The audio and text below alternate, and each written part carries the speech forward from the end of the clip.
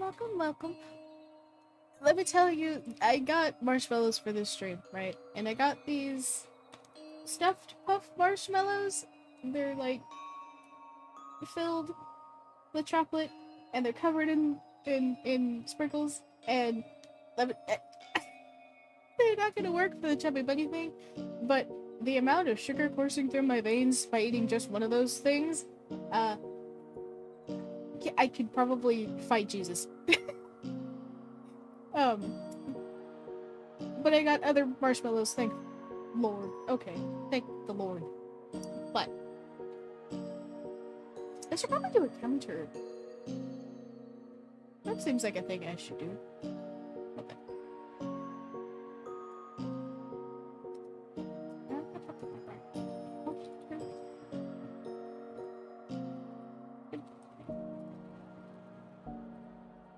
Marsh.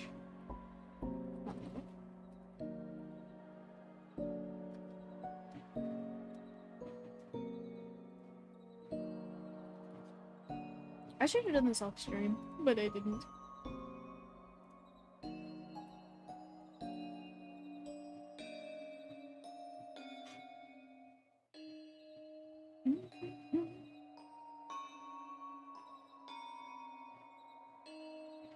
I've eaten one. Okay. They're also in my lap. I didn't know where else to put them. I just have a bag of marshmallows in my lap. Anyway. I'm telling you, my tummy's gonna hurt by the end of this stream. I should have chosen a different redeem. But the uwu voice was gonna kill me internally. So we're just not gonna bring that one back.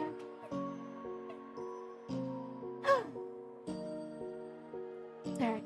Should we wait a little bit to get started? How's everybody doing? I hope you guys are doing great. We went pumpkin picking today, and we got a bunch of pumpkins. Like, we got a bunch of little ones and a couple that we're gonna carve. I don't know what I'm gonna do for mine. I wanted to put a T-Rex pattern on it, but I don't know exactly how that's gonna work. I'm probably gonna have to draw it out and then carve it out, which probably isn't gonna go well, but it should be fine. And I'll send reference pictures whenever we do actually start carving them. We might do it tomorrow, we might do it next week, I don't know. I don't know. I would stream it, but I don't think it's gonna be easy to do.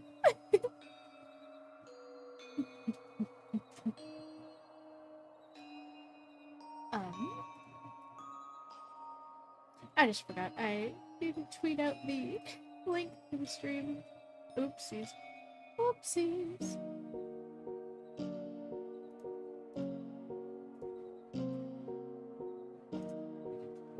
Oop.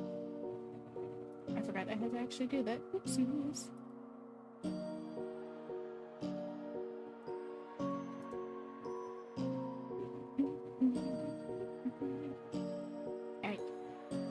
Our first story is relatively short. It's about 2 minutes long. I think I have these going in increasing lengths. There's 2 minutes, 8 minutes, 18 minutes. Okay, yes. Okay. So I was gonna do short stories first, and then gradually get a little longer. I think that'll help my voice warm up a little bit. I'm just gonna put the marshmallows on my desk. Alright, let's get started.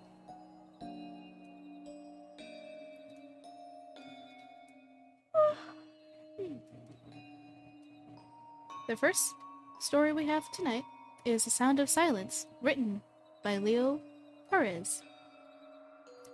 The road had been covered in a dense fog. Denise decided to rent a room for the night, seeing as she had parked near an unfamiliar hotel. She got out of her car, looking around for any signs of an entrance within the gray haze. A small light broke through the fog to reveal a glass door leading into the hotel lobby. Oh my goodness. Hi, Soulstone! Thank you! You have a good day! Thank you! I got in the middle of the story. Oopsies. A small light broke through the fog to reveal a glass door leading into the hotel lobby. An aged man behind the counter looked at Denise with an exhausted expression. "Can I help you, miss?" he asked in a fatigued voice. Denise came forward and asked for a room. After the exchange, she was given a key. She headed to the room and locked the door behind her. She sat down for a moment, talking to a partner who had always listened to her. He was always there, from her disastrous divorce to her parents' death. No one understood her quite like he did. He made her feel safe, always protecting her from the cruelty of the outside world. She left it all behind with him on her side. He never judged her, he never let her down. Denise felt complete when she first held him, a woman who had always traversed life on a single path. When she held him, she felt a power that only he could provide. That one doesn't count because you subbed, oh my goodness. Denise took out a wine bottle, sipping it with a tearful satisfaction as the stereo vibrated with her favorite music. The night was still enough for her thoughts to come racing through all at once. She recalled the old saying, not the old man. Your mind can be your own worst enemy. Her imagination ran... Hello? Hello? Dad, my god. Hello, Matt. Scared me. Oh, is that so delayed? Oh, that actually got me. It was delayed. I don't know why that was so delayed. Do I need to refresh sound alerts? Hold on, 2 seconds.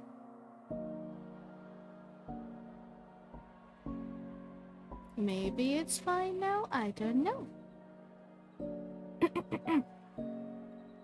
Her imagination ran rampant with different possibilities. What could have been, how things should have been, and how it was all too late to change. Choices cannot be taken back once they've been made.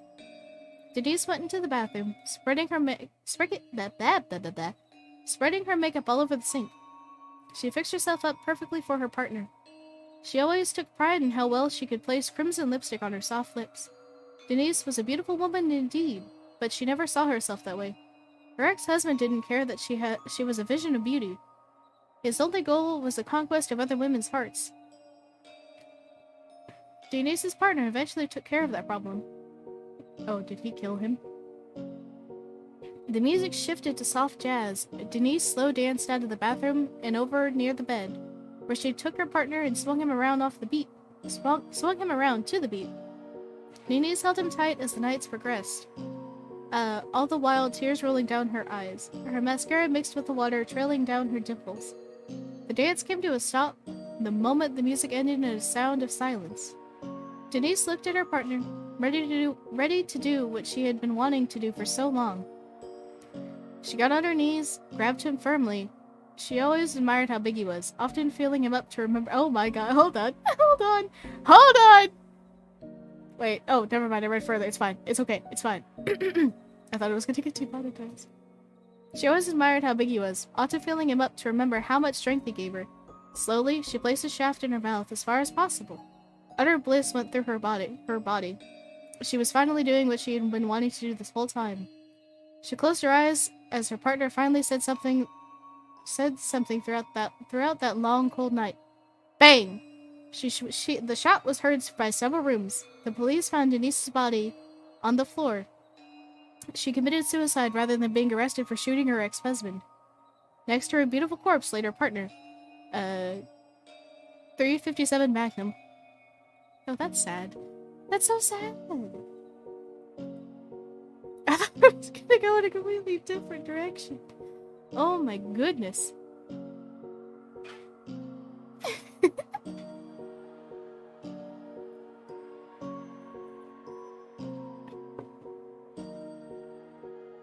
I mean, you know, if your ex-husband's a piece of shit, I wouldn't say it's justified, but, you know.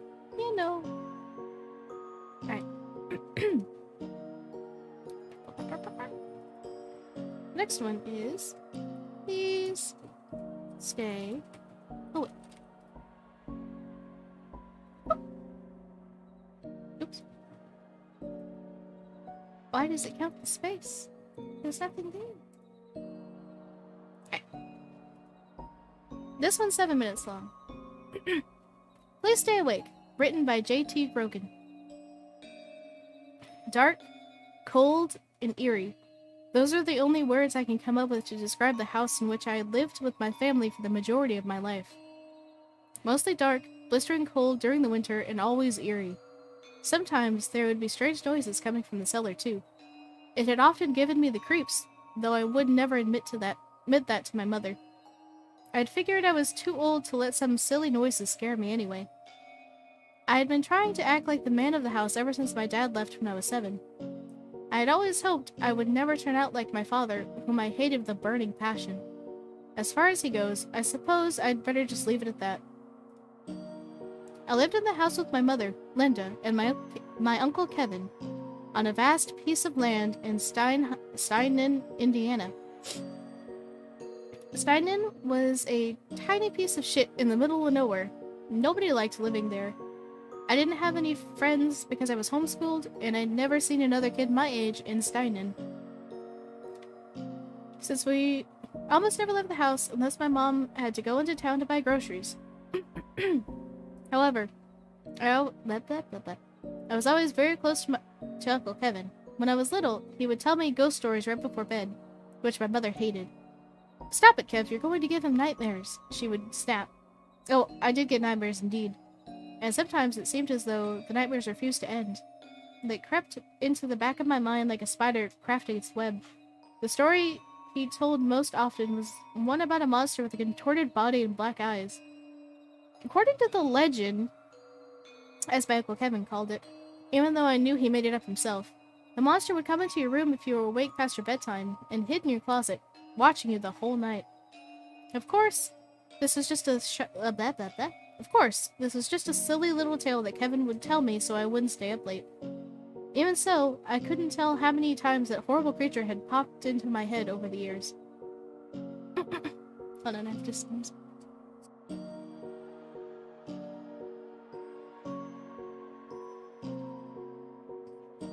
Okay. On this particular night, I decided to go to bed early in an attempt to sleep off a pounding headache. I feel that. I lied down on my icy bed and sank underneath the covers, hiding my face from whatever may have been lurking inside my head. After setting my glasses down on the nightstand beside my bed, I reached over and flicked the light off. The darkness made me feel alive, in a very strange way. Almost as though I was mesmerized by the nothingness. As I looked around the room, seeing all this nothing but the pitch-black darkness surrounding me, I felt entranced. As if something was forcing me to look. Of course, there was nothing to look at. At least, not with the eyes. This was something you could only witness within the deepest corridors of your mind. The part of your mind that you always dread visiting and could never seem to return from. Out of nowhere, I began to hear scratches upon the window above my bed. My eyes immediately burst open, and I felt like I was unable to close them again. What the fuck was that? I asked myself. Nothing. Of course it was nothing. It couldn't have been anything, right? Right. Just my mind playing tricks on me in the dark. No big deal. But in a moment of childish curiosity, I decided to peer out the window just to make sure I was hearing nothing more than a tree branch brushing up against the glass. But then it hit me like a bag of bricks. There is no tree next to my window. Still, I decided it would be better to sleep it off and think more about it in the morning. It was probably all in my head. It had to be. I found it unusually difficult to fall asleep that night, and this as if something or someone was trying to keep me up. I woke up the next morning with that sound still locked in my brain. It had to have been coming from somewhere. But where? Shit, I had no idea. But then I remembered the cellar. I built up as much courage as I could muster and slowly crept down into the abyss. Jesus, I hadn't been down there in a year, maybe longer. I had almost forgotten what it looked like. Nothing but clouds of cobwebs and stacks of cardboard boxes. I have to actually open this up. Oh my goodness.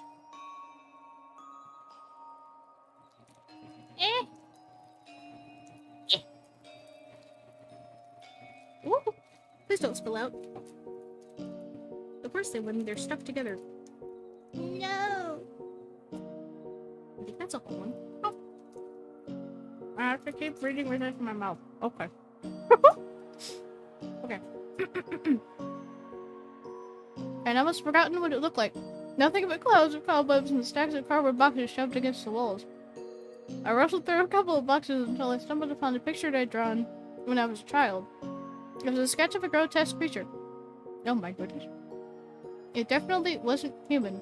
This thing barely even had a face. Just dark black eyes and no mouth. Its body was tall and thin. It was contorted into a shape that I'd never had seen before. The more I looked at the drawing, the more I remembered it. I hate you, Mark. The more I was reminded of that story my uncle used to tell me. Stop. Stop, please. It's hurting my cheek. No! How dare you, sir? At least I can balance out my teeth. Hold on.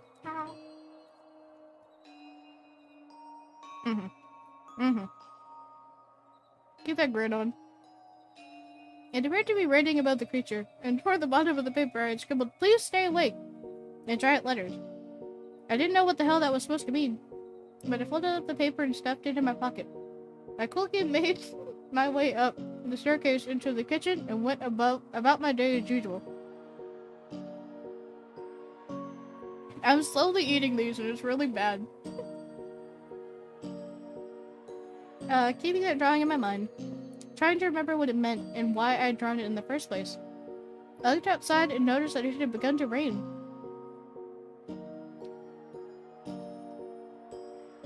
This is so uncomfortable. I didn't want to think about the creature any longer, so I walked into my dimly lit room and popped onto my bed. I fell asleep before I even knew it. When I awoke, it was exactly 3 a.m. This night was colder and darker than usual. The farm was soaked with rain from earlier in the evening. The moon was full and radiant. It almost didn't look real. For an instant, I glanced out of my bedroom window, and I could swear I saw something walking quickly through the yard. When it spotted me, it sunk behind a tree, as if it were trying to hide from me. It looked exactly like what I had drawn when I was a child. I ran into Uncle Kevin's room and began shaking him awake. Kevin! He grabbed the room. The room? I don't know what that is. I guess it's asleep. What's up, bud? It's late, he asked, bewildered at my excitement. I looked him in his bloodshot eyes and softly said, "I saw someone in the yard." Kevin looked at me with hesitation. "No, you probably just saw an animal. Get back to bed." I know what I saw. This was no animal, or at least not one that I had ever seen. Not even in my worst fucking nightmares. I knew I couldn't tell him exactly what I had seen, as nobody would ever believe me. "No, Kevin, it was not an animal. Please, it was a man. I think. Please just go out and check." Uncle Kevin leapt up and grabbed his shotgun from under the bed. "Alright, come on, show me where it is. Let's try not to wake your mom." I'll scare the fucker off. I hate this. We went outside and I pointed to a tree. I whispered to Kevin, "I saw him go behind that tree." My uncle bravely walked up to that tree and peered around it. Nothing. He searched the entire farm for well over half an hour, but he never found anyone or anything. "Let's go back in, bud. There's no one out here. Keep the doors locked tonight." He was wrong. I knew there was something out there. I crawled into bed and threw the covers over my face. I could hear the blistering wind coming from outside. It pierced my ears with a whistle that I thought only dogs could detect. Suddenly, I heard a tapping sound upon my window. The sound grew louder with each tap. I tightened the blankets around my body. The taps slowly turned into knocks. Louder and faster the knocks became. The knocks turned into bangs. I thought the glass was going to break. Then, out of nowhere, it stopped. No more taps. No more knocks. No more bangs. No more wind. I was relieved. Suddenly, I heard a low, chilling voice in my ear. "Please stay awake." It couldn't be. No, it couldn't be. I ran into the hallway, ready to make my way to my mother's room when I saw it. Whatever it was, I still don't know. It was holding Kevin's lifeless, mangled body in its arms. Carved deeply into my uncle's torso were the words, "Please stay awake." I tried to let out a scream, but only silence filled the dead air. I sprinted through the door of my mom's bedroom and saw her body lying in the middle of the floor. She was covered in blood and her left arm had been ripped straight out of its socket. Written next to her in her own blood were the words, "Please stay awake." I began to sob, and when I turned around, the creature was gone. I don't know where the hell it went, and I'm not sure I want to. I closed my eyes as tightly as I could and let out the loudest scream I could muster. I called the police and lied down on the cold, now blood-soaked floor, waiting for them to arrive. It felt like hours. Finally, the police showed up to find me in the fetal position next to my mother's corpse. I told them everything I saw. I showed them my drawing. I told them about the taps, the knocks, the bangs. I feel like I'm spitting everywhere. Oh my god. I told them what I had seen outside. But of course, they wouldn't hear a word of it. Why would they? All I could see was a lonely kid hovering over his dead mother. Her blood covering my clothes almost as much as it covered the floor. It's cold in this cell. It's dark and lonely. The silence is the only saving grace. Constant, peaceful silence. Tonight, it's raining outside. It's colder, darker, and wetter than ever before. But, unfortunately, I must stop writing now. I just heard a tap on my window. I'm eating the marshmallow. Because if I do this for every single story, it's gonna get annoying real fast. Okay. Oh my goodness.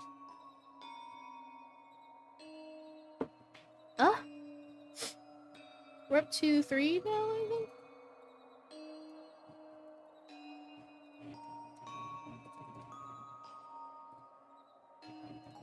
Okay.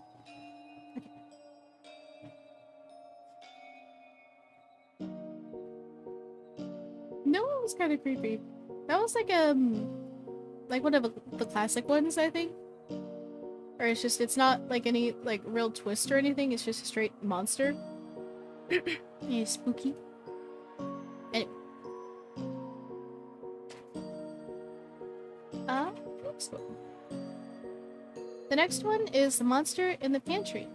It says classic creepypasta, so maybe it's classic too. Written by Christopher Maxim. Hold on, I need to blow my nose really quickly.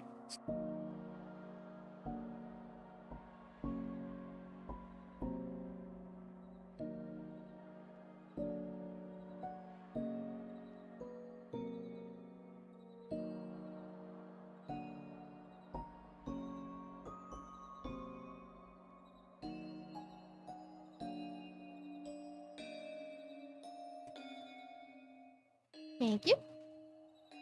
I think I might be getting a tiny bit sick, but it's okay. Alright. Unexplained phenomena is a staple in human culture. Strange goings-on, paranormal in nature, are prominent in our lives, in one form or another. You may not think about them all that often, but there's always a piece in the news or a crazy story from a friend or a passerby that makes you recall such strangeness. I feel like I sound congested. Hold on. 2 seconds.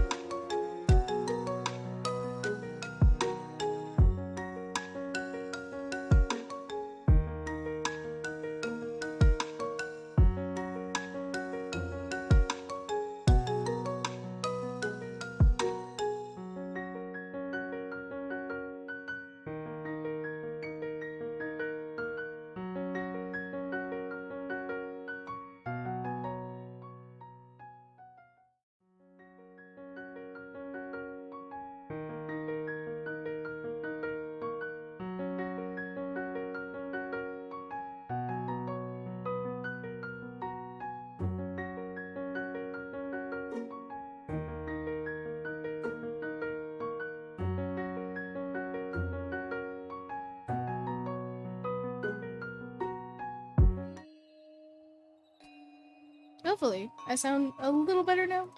I felt like I sounded really congested while I was talking, but it should be fine now.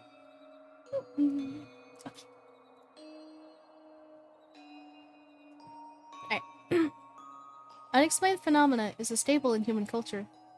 Strange goings-on, paranormal in nature, are prominent in our lives, in one form or another.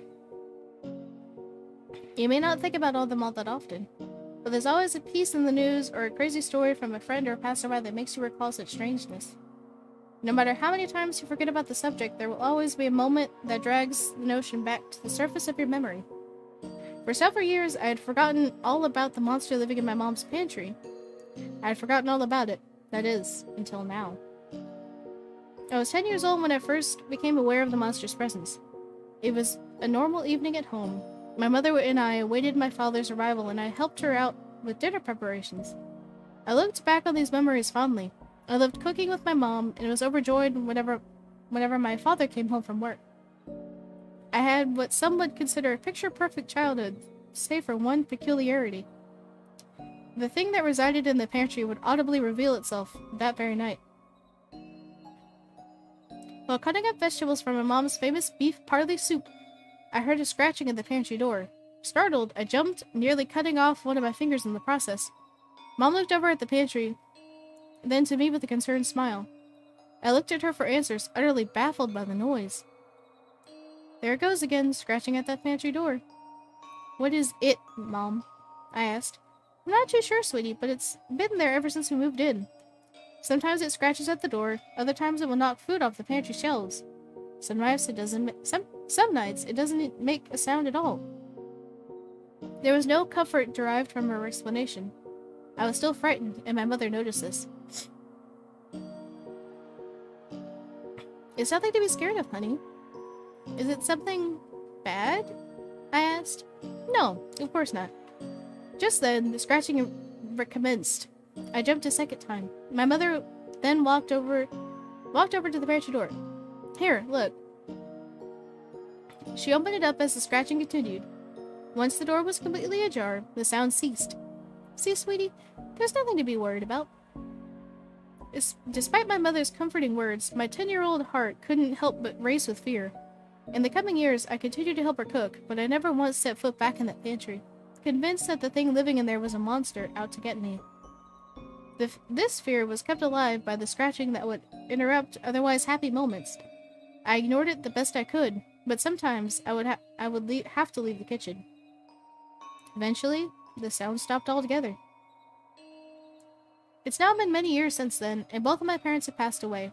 In their wills, I was left everything, including my childhood home. It took me a while to come to terms with their deaths and move back in, but I eventually accepted the situation and embraced the living space where I grew up. It was the little memories sprinkled throughout the house that helped me cope. Sometimes I would walk into the living room and see my dad sitting in his chair, smoking a cigar and watching his favorite sitcom. At other points, I would see my mother in the kitchen, making us dinner. These corporeal fragments of a time long since past kept me going. After a while, the house felt like home again, until one day. I had just arrived home from work when it happened. I sat down on my dad's favorite chair and flipped on the TV to unwind. Something crossed my mind. Minus the tobacco, I had actually become my father. This thought put a bit of a smile on my face as I reclined the chair to relax. Relaxation never came, though, as an all-too familiar scratching sound emanated from the nearby pantry. My smile quickly vanished. I jumped up and ran to the kitchen to investigate. The scratching continued and increased in volume. I stared at the door, hoping an answer would jump out at me, but also hoping whatever was inside wouldn't do the same. Without many options at my disposal, I was forced to open it. Much to my anticipation, the noise ceased, and I found nothing behind the door but some empty shelves in an old room. This was the same thing that happened when my mother opened the door many years ago. I was no longer a frightened child, but the sound's return was still unnerving.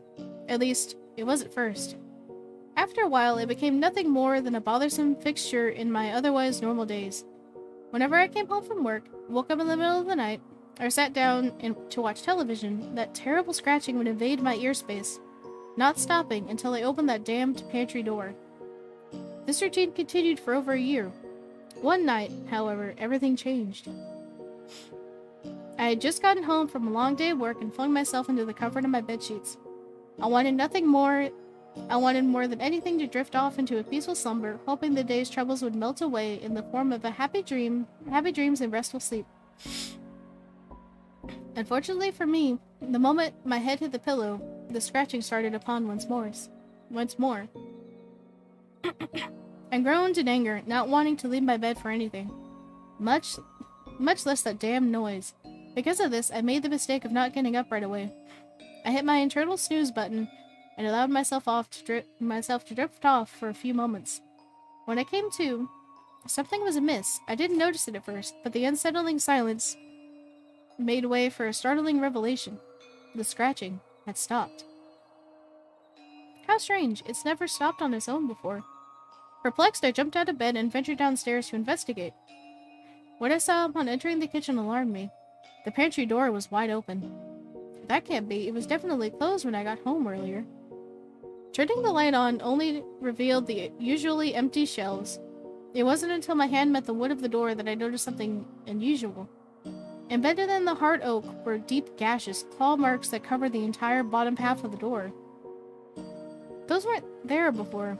What the hell is going on? My childhood was beginning to catch up with me. Memories of the pantry came bursting through the floodgates. The scratches, the nightmares, the fear. But I wasn't a child this time, and I wasn't going to let a little superstition get the better of me. It was just a raccoon or a large rat, that's all. At least that's what I told myself. I scoured the house for nearly an hour, ignoring my fast-beating heart the whole time. Whatever escaped from the pantry was nowhere to be found. As I stepped into the kitchen to close the door and call it a night, something stopped me in my tracks. A shadowy figure raced across my field of vision and into the pantry. Crack! The pantry door shut on its own, shaking the walls around it. A bone-chilling vibration reverberated throughout the entire house in an instant and was then followed by an eerily dead silence. My heart sank to my bowels. I was officially rattled.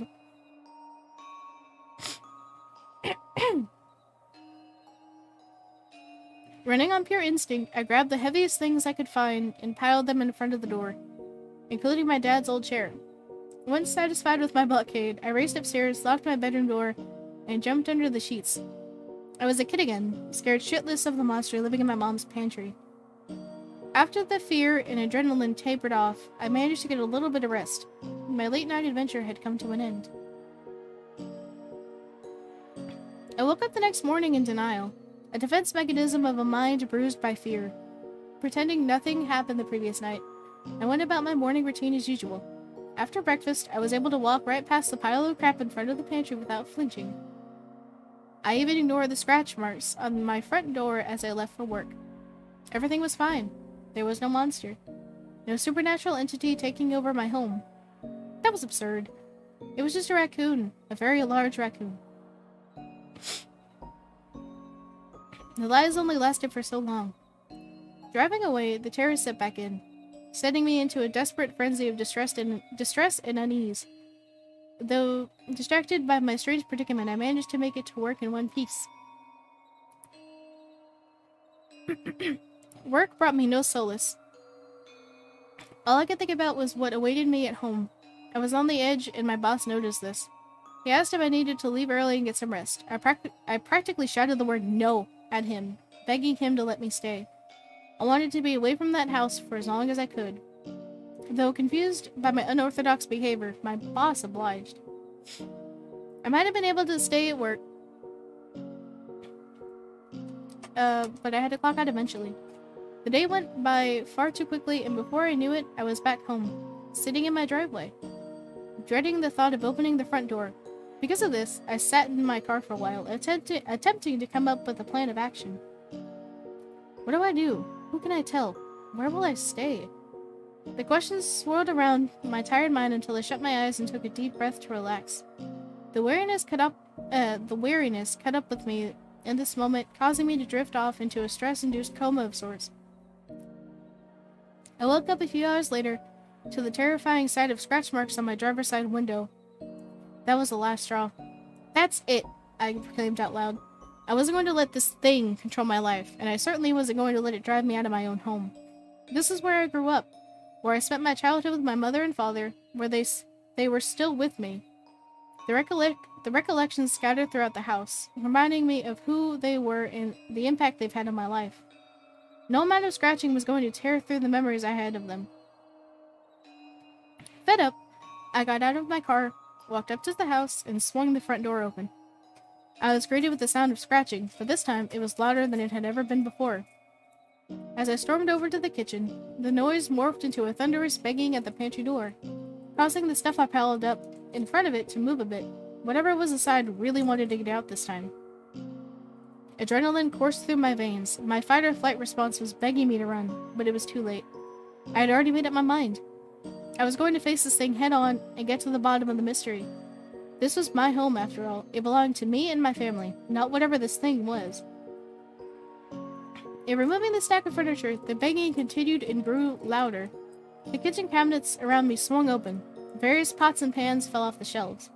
An earthquake of supernatural proportions filled my home, but I didn't allow it to rattle me. I knew what I had to do. After a moment of mental preparation, I opened the pantry door. There, sitting behind the door, was a dog. It sat there and looked up at me in confusion. I did the same to it. After giving me a once-over, it walked over to me and nuzzled up against my leg. I instinctively reached down and pet it, as if I would any dog. But this wasn't any dog. After a few minutes of getting to know each other, it walked back into the pantry and vanished before my very eyes. It was a ghost. My fear completely dissipated after that day. I'd now come home to the sound of scratching and a smile. I no longer opened the pantry door in fear, but instead to let my new friend out. He walks around the house, exploring just like a normal dog would. He even sits down and watches TV with me from time to time. He is a bit shy, though, vanishing whenever I have company over. Still, he's a good dog. A very good dog. I assume he belonged to one of the many owners of the house, seeing as it had been built long before my parents moved in. I guess he just couldn't let the place go. Neither could I. A few weeks of bonding later, and I realized that I didn't have anything to call him by. I walked over to the little guy and pet him on the back of his neck. That was his favorite spot. I thought about it for a moment, and then I came up with the perfect name. I will call you Monster. That was cute. Honestly, that's how my dogs act. They scratch and get so mad if you don't let them out. So, you know what? This person is clearly a dog owner. That was very cute, though. I didn't change what the story we were reading were. Oh no. Oh well. We're reading next anyway. But that one was cute. Puppy ghost. I want a ghost dog. Alright. I don't know how this one's gonna go, though.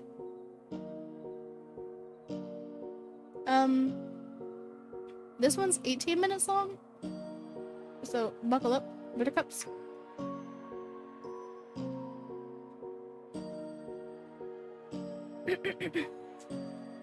Alright. We were at the bar for Connor's 22nd birthday when the world first began to fall apart. It started with an absurdly small detail. I ordered 2 blue moons for us like always, but he picked the orange slice off the rim of the glass with a frown. I looked down at the one on my glass and asked, "Something wrong?" His frown momentarily changed to a look of disgust. I hate oranges. That was odd, since it had been our ritual since his 21st birthday to always get that brand together when we were out at the bar, because fruit's good for you. Therefore, this beer is healthy. But it was his birthday, and he could do what he wanted, so I didn't ask about it. Rebecca, however, had already had a few. She cut past the group conversations to proclaim, "But isn't the orange the healthiest part?" Connor shook his head. "No way, oranges are gross." Across the table, Jenny said, "Oranges are great, man. They're nature's candy." Rebecca's older sister, Shannon, was with us that night. She countered, "No, beets are nature's candy." When we stared at her blankly, she asked, "Doug? You know the Nickelodeon show Doug? With the dog, pork chop, best friend Skeeter? Everyone in the world loved beets." When we only vaguely recalled the show he was talking about, she threw her hands out in defeat. Near us, an older regular was watching a television above the bar. He sneered. "Man, I'll tell you what's wrong with this country. It's them." He pointed at the screen. I hated them. Around him, fellow regulars cheered, and he grinned with pride. He held his hands up high and said, "Round of shots for the whole bar, on me." And that was all I remembered from the first night things began to unravel. After that, my memories got blurry, and I woke up around a villainous beam of sunlight with overwhelming nausea and a killer headache. My first mighty act of willpower was to close the blinds and hide us from the monstrous sun. Dan was on the floor of my room under my computer table, and Rebecca was in the hallway swaddled in every single blanket the house had to offer. Oh my goodness. With relief, I saw that Connor was propped up on his bed by an array of pillows that kept him on his side. The trash can below him was filled halfway up with vomit, and Shannon sat in the corner on her phone. Upon seeing me, she said, "Oh, does your head hurt? Good. He's all yours now. I'm going to go home and get going to sleep." I was left to take care of the birthday boy, which admittedly was much easier now that he was half awake. The only thing I did ask him during his stupor was, "Do you really hate oranges?" "Always have, man," he groaned. And I was left feeling as if our roommate ritual for the entire last year had been some sort of weird lie that he'd grown tired of carrying on. Oh my goodness, hello! Hello, thank you for the raid! Oh my god, why? Hello! Hello, welcome! Hello! Welcome, raiders! Welcome! Welcome! What were you guys up to? Hello!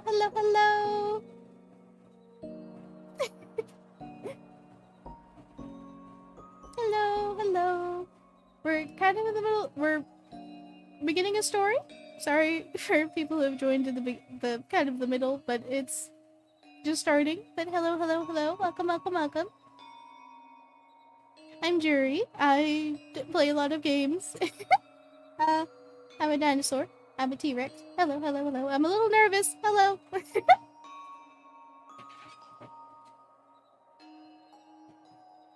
What were you guys doing? What were you guys up to?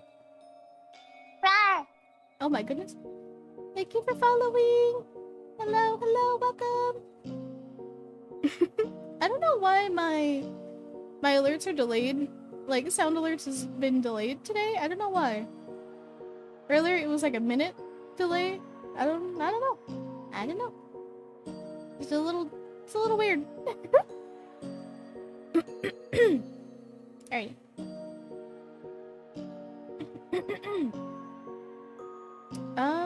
I forgot where I stopped. I lost my place. Uh-oh. Now, was that feeling as if our roommate ritual for the entire last year had been some sort of lie that he'd grown tired of carrying on? I stewed on that feeling for the rest of the day. Don't make me start all over again, please. I mean, I could. Oh my goodness. I'm sitting up. I was that feeling as if our roommate ritual for the entire last year had been some sort of lie that he'd grown tired of carrying on. I stewed on that feeling for the rest of the day. What if he didn't really consider me a friend? What if he was just humoring me because we were roommates? It felt as if my entire position in the group was in jeopardy. As if the way I thought of myself was under threat. It was a gnawing... Yeah, double raid. Thank you guys. Hello. What if he was just humoring me because we were roommates? It felt as if my entire position in the group... Huh? North what? Oh, you guys are talking to each other. Oops.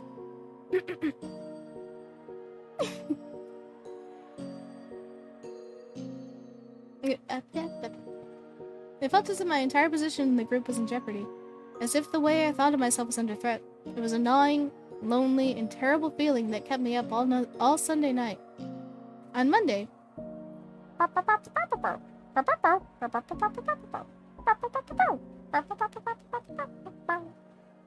did you have to redeem it right now, Nana? I should have redeemed it earlier when I had the marshmallows.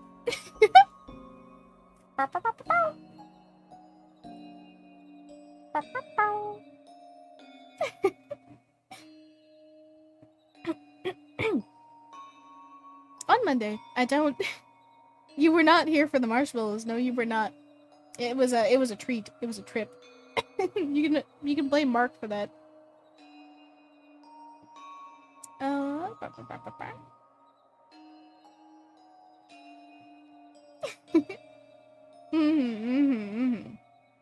For you, it's a good time for Blue's Clues. Also, I'm sorry if I sound a little stuffy. I think I'm getting a little bit sick, but I think I'm okay. On Monday, I downed a coffee and sat morosely at my computer. This was my first job after graduation, and I can't talk. Oh my goodness. Let me try that again. On Monday, I downed coffee and sat morosely at my computer. This was the first job after graduation, and I was finding it unfulfilling. Did we even do any real work? While my coworkers spent most of the day huddled around a meeting room television watching the news, I could only think about the orange issue. By the end of the workday, I decided to cave. I was the first one at the bar that evening, and Dan sat next to me about 20 minutes later. He looked at my stout and said, "No blue moon today?" "I, hate oranges," I lied with a grimace. To my surprise, he said, "Me too." That was weird. "Didn't you say they're nature's candy?" Not even close. He looked to be rather offended. Oranges are the highest carrier of diseases among all fruits and vegetables. Mortified, I asked, "Seriously?" He folded his arms. "Yep. Absolutely disgusting fruit." That was a bold enough claim that I put down my stout and picked up my phone. After a few searches, I began to grow very confused. Citrus greening, citrus canker, citrus black spot. Gross. Sweet orange scab. How have I never heard of these diseases before? The pictures were horrifying. Oh, but wait. These only affect oranges and are not dangerous to humans. Dan shrugged. Science says a lot of things are safe. Then suddenly, they find out that they're not. I'm not eating anything that looks like that. It was very nice to meet you too, Con. Thank you for the raid. Go get some good rest. Thank you. Hope you have good, sweet dreams.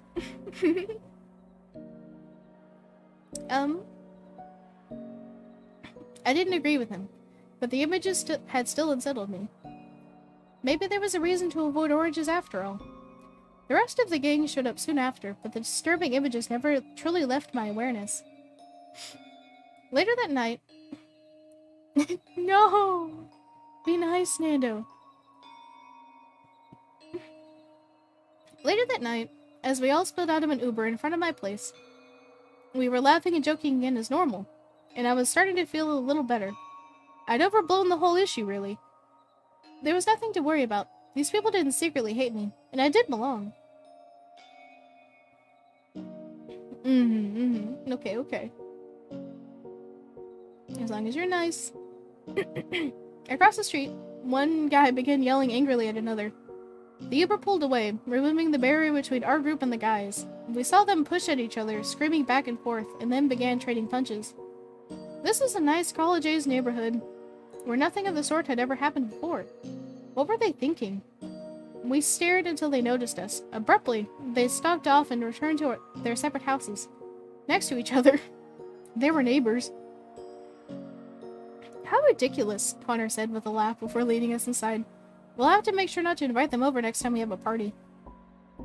He didn't seem to be in any deceptive or bad mood, so once we were all sitting around the kitchen table drinking water, I took the opportunity to ask him about what had been bothering me. "Yeah, I do hate oranges," he told me. "You'll never catch me eating the damn things." They're like the biggest carrier of disease among all fruits and vegetables. Never? I joked. What about the last year of us getting blue moons? He tilted his head at that. I never get that beer. It comes with an orange slice, and I hate oranges. That was when it finally occurred to me that something was seriously wrong. Either with my memory or with the world. No longer smiling, I said, we've been getting that beer every time we go out since your birthday last year, when that hot girl that night thought your jokes about it being healthy was hilarious. His expression darkened. That never happened. I don't drink Blue Moon. That's how I remember it, I insisted flatly. Then your memory's messed up, he retorted, growing strangely angry. He balled up a fist between us. I never drink that shit. I never have. You stop saying that shit now? Oranges are disgusting. Rebecca and Dan watched us in awkward silence. I figured I had one more back and forth with his bounds of politeness. I decided to make it count. Dan, you remember us getting the orange slices with our beer, don't you? Dan stiffened in his chair. Don't bring me into this. I hate oranges too. Always have.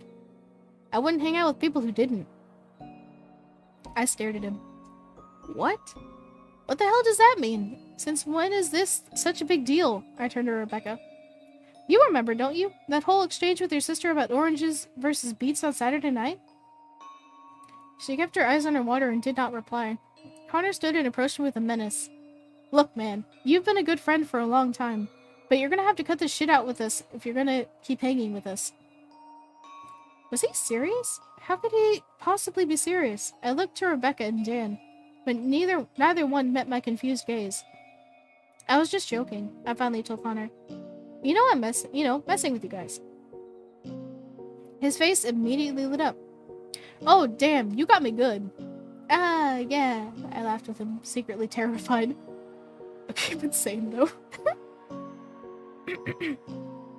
Rebecca and Dan finally looked up, relieved, and the mood immediately went back to happy and carefree. I hung out and pretended to be normal until everyone finally went to bed. Rebecca in her room downstairs, and Dan and Connor in the hallway next to my room. However, I finally had a chance to investigate. For the first time in months, I closed and locked my door. The wonderful atmosphere that our house full of friends had started with was now one of fear and suspicion. I sat in the dark in front of my computer and began to scour the internet in search of answers. I'd seen enough science fiction to hazard a few guesses. Was I in the wrong reality somehow? Was my timeline changed for some reason? I didn't know enough particulars about history to see if anything was different on Wikipedia. No. This is my room. My credit card worked, and my social security number was correct. If reality or time had changed in even the slightest way, those randomly generated numbers would have been different. This is my world, just changing for some reason. And because of that small and utterly inconsequential change, my home life and friend groups were on the line. Was I going crazy? The only conclusion left was that I was the problem. Something was wrong with my memory or belief that had me left at odds with those I cared about. Just then, as I sat in the dark, I heard my doorknob turn and failed to open since I'd locked it. Someone had just tried to come into my room. And something told me it wasn't for cuddling. It had been a subtle and stealthy attempt. On a horrified hunch, I quickly and quietly opened my window and slid out into the night. 5 houses down, I saw a roof ablaze. Someone's house was on fire. What the hell was happening? But I couldn't worry about that at that particular moment. Peering in another window, I saw a silhouette of darker darkness move near the gleam of metal. Someone had just tried to come into my room with a knife. The silhouette disappeared into deeper shadow, leaving me with no identity beyond the fact that it had been one of my roommates. How in the ever-blazing hell had a like or dislike of oranges come to such a point? This was not normal. This was not natural. Crouched out there in the chilly night, illuminated only by the house fire 5 lots distant, I was forced to face the only conclusion left. Something supernatural was going on. As soon as I truly entertained that notion, the fire-lit darkness felt suddenly far less solitary. Were there eyes upon me? Was something watching me even then? I found it hard to believe that hating oranges was the primary goal of whatever was happening. Rather, just the side effect of a slowly creeping insanity, or a possession of some sort. There was nothing to do about it at that particular moment. I didn't feel safe outside, but I didn't feel safe back in my room either. I barricaded the door and windows and found only the least satisfying half-awake form of sleep. And that odd mix of dreaming and waking. I gotcha.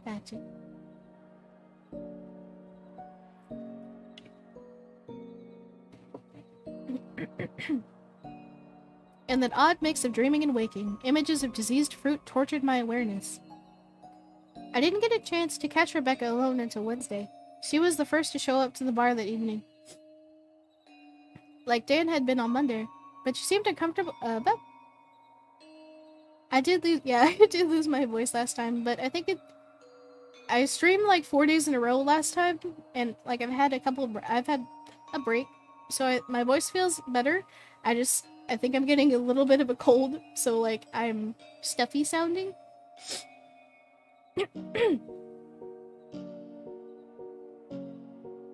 Also, place. I didn't get a chance to catch Rebecca alone until Wednesday. She was the first to show up to the bar. Oh my goodness, hi Damien! Hi, welcome Damien! Hello, readers! Welcome! Well, that raid notification was on time. Hello, welcome!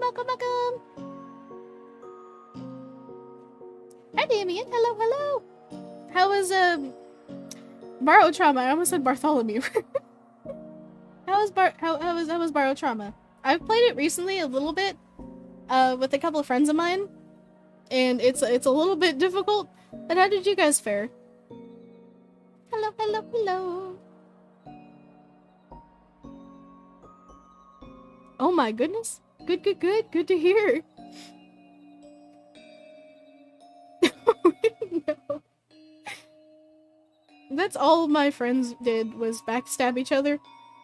And like I was the medic for our crew, and I had to keep trying to revive people.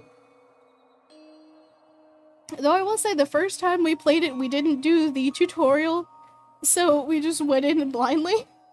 It was so bad.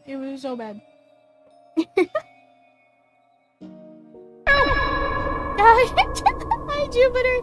Hello, welcome! Hello, welcome! Hello! Oh my goodness, hello! I'm glad my sound alerts are actually on time now. Hello, welcome!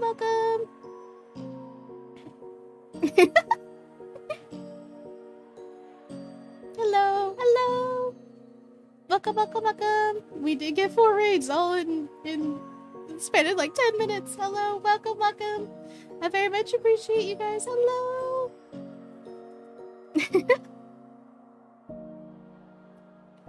I keep losing my train of thought. Hello! And I keep bonking my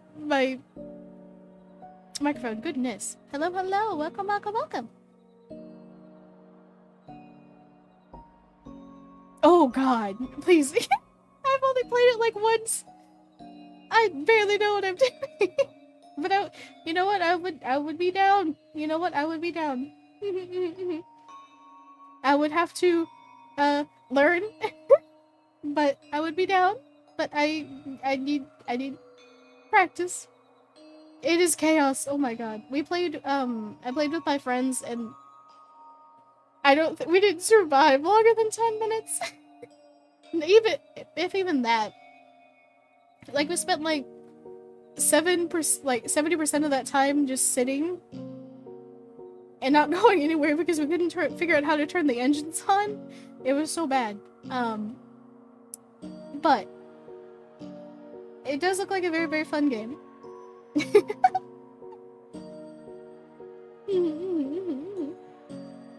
Just chaos. Also, it's worse. Oh, hello! Welcome. Thank you for becoming a sleepyhead.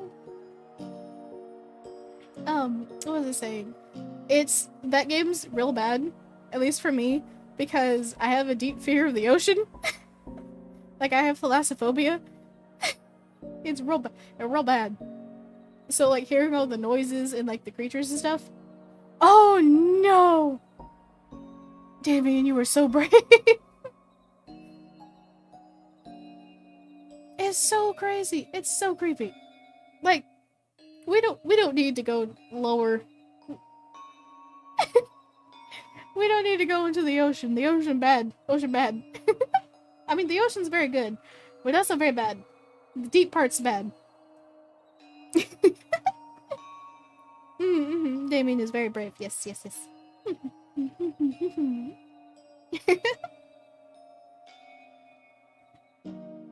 I keep losing my place in the story. Oh no. You know, reading this story where it's like people hating oranges, it's kind of how I feel about tomatoes. I don't know about you guys, but I don't like tomatoes at all. So if somebody was like, hey, didn't you like tomatoes before? I would probably act the same way these people were. Also, apologies. I'm a little stuffy. So I sound a little congested. I apologize for that. Okay. I'm gonna get started with the story again. Pardon me.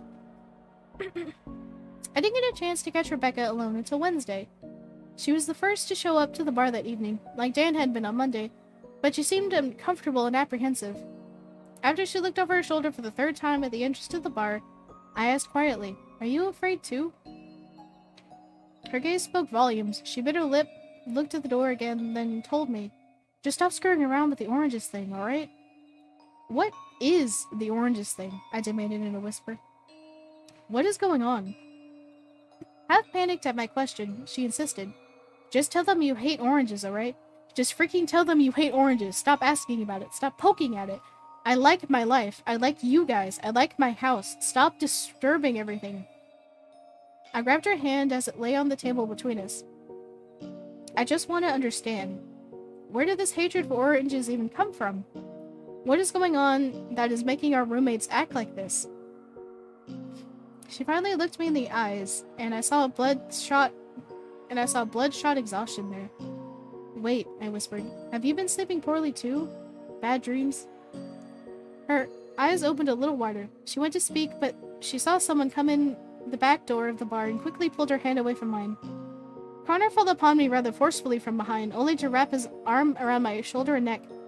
"Ooh, what are you two lovebirds up to?" He knew we weren't a thing anymore.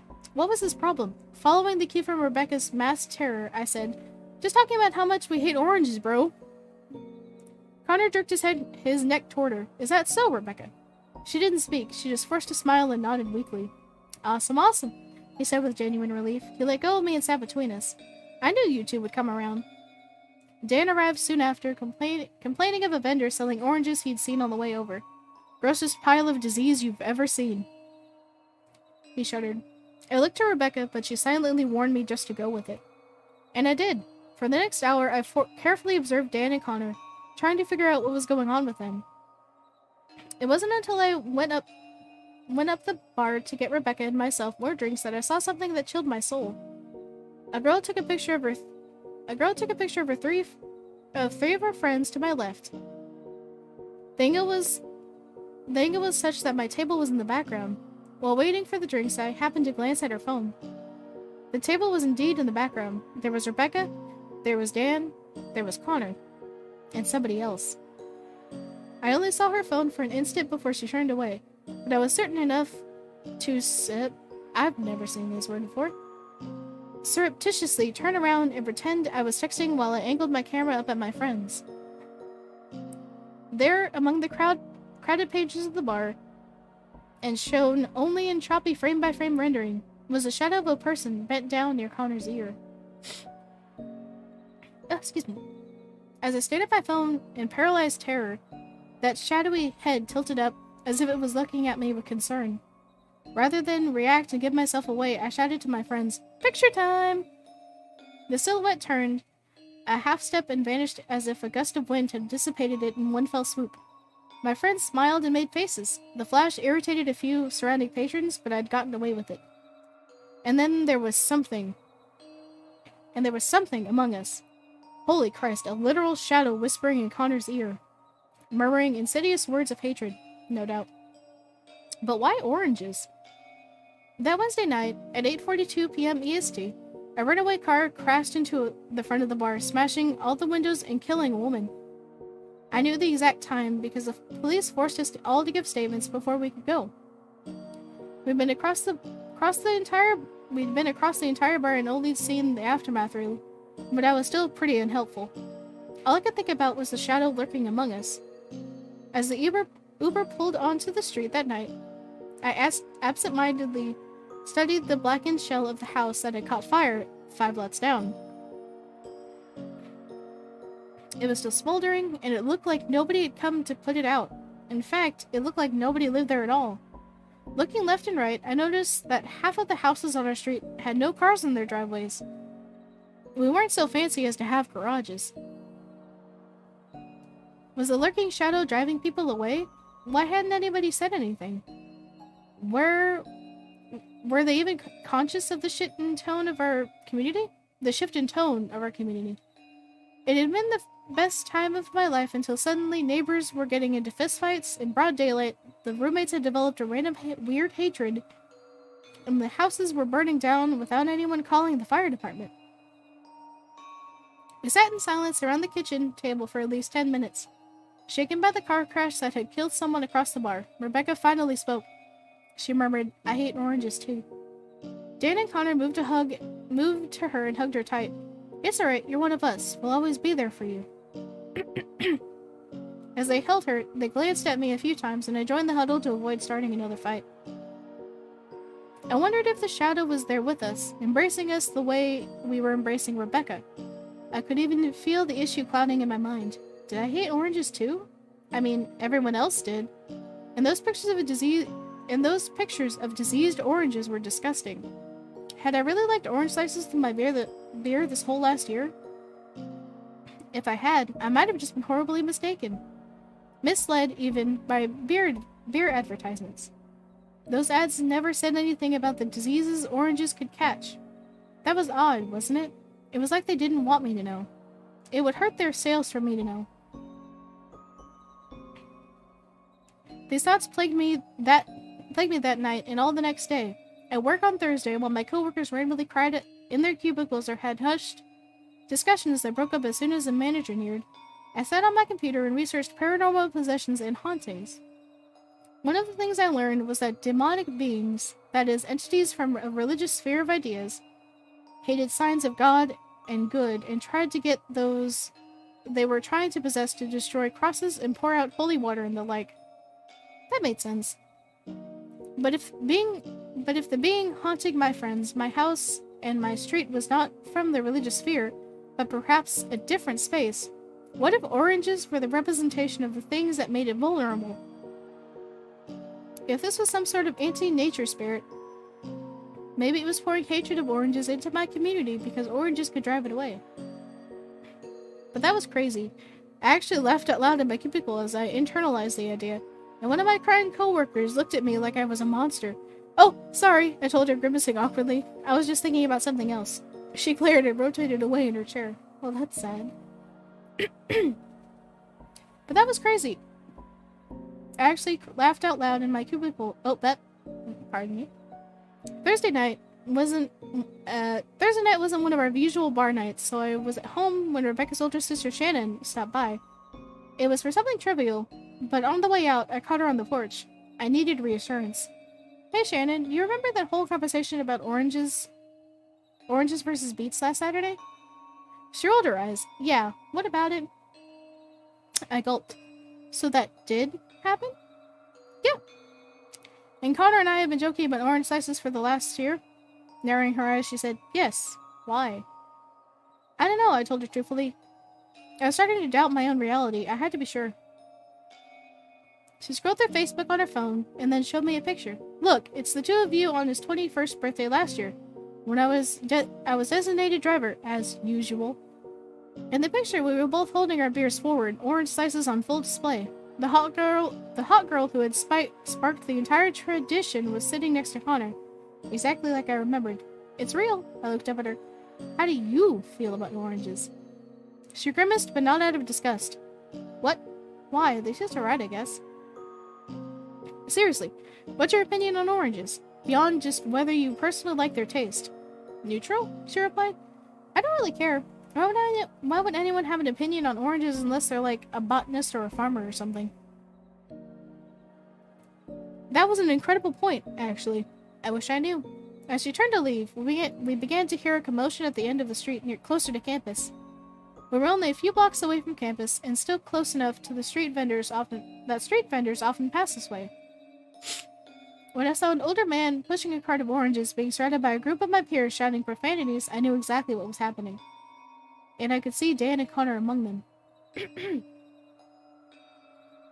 Rebecca came out onto the porch at hearing the violent shouting, and the three of us stood staring as the mob began to push at the unfortunate cart owner. We started running toward the fray after Dan sent a wild punch, and the man fell. The mob was screaming with furious bloodlust and stomping en masse by the time we got there. But the cart owner was fine, if shaken. The mob was stomping his oranges. It was some eerie, otherworldly version of a group murder. Bits of orange peel flew this way and that way with the force of the stomping blow, and the fruit juice splattered across the clothes in every direction. The gore would have been vomit-inducing had it been human. As it was, I was still mortified by what was happening. These people, my friends and neighbors, had become rabid animals full of irrational hate. Shannon looked at me in confused askance. I shook my head.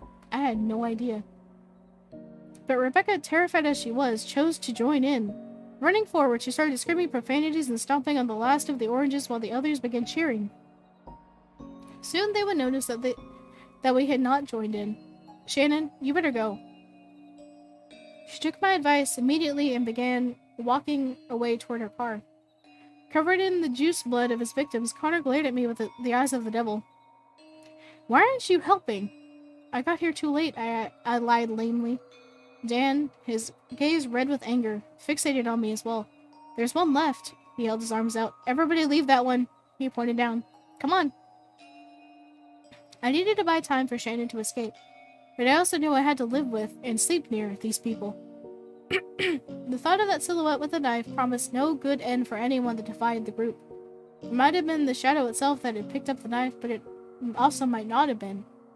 The cart owner looked at me in terror from down on the sidewalk as I approached his last orange. Please, no, why do you do this? Why do you do this? I just sell oranges. Please, no. I closed my eyes and stomped.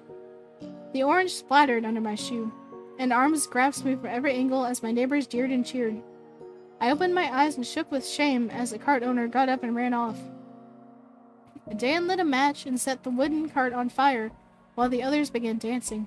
I had no choice but to dance with them. They wouldn't let go of me. They shook me and made me chant with them, and tested me constantly to make sure I wasn't faking. To get through it, I had to temporarily convince myself that they were right, and that oranges were an abomination.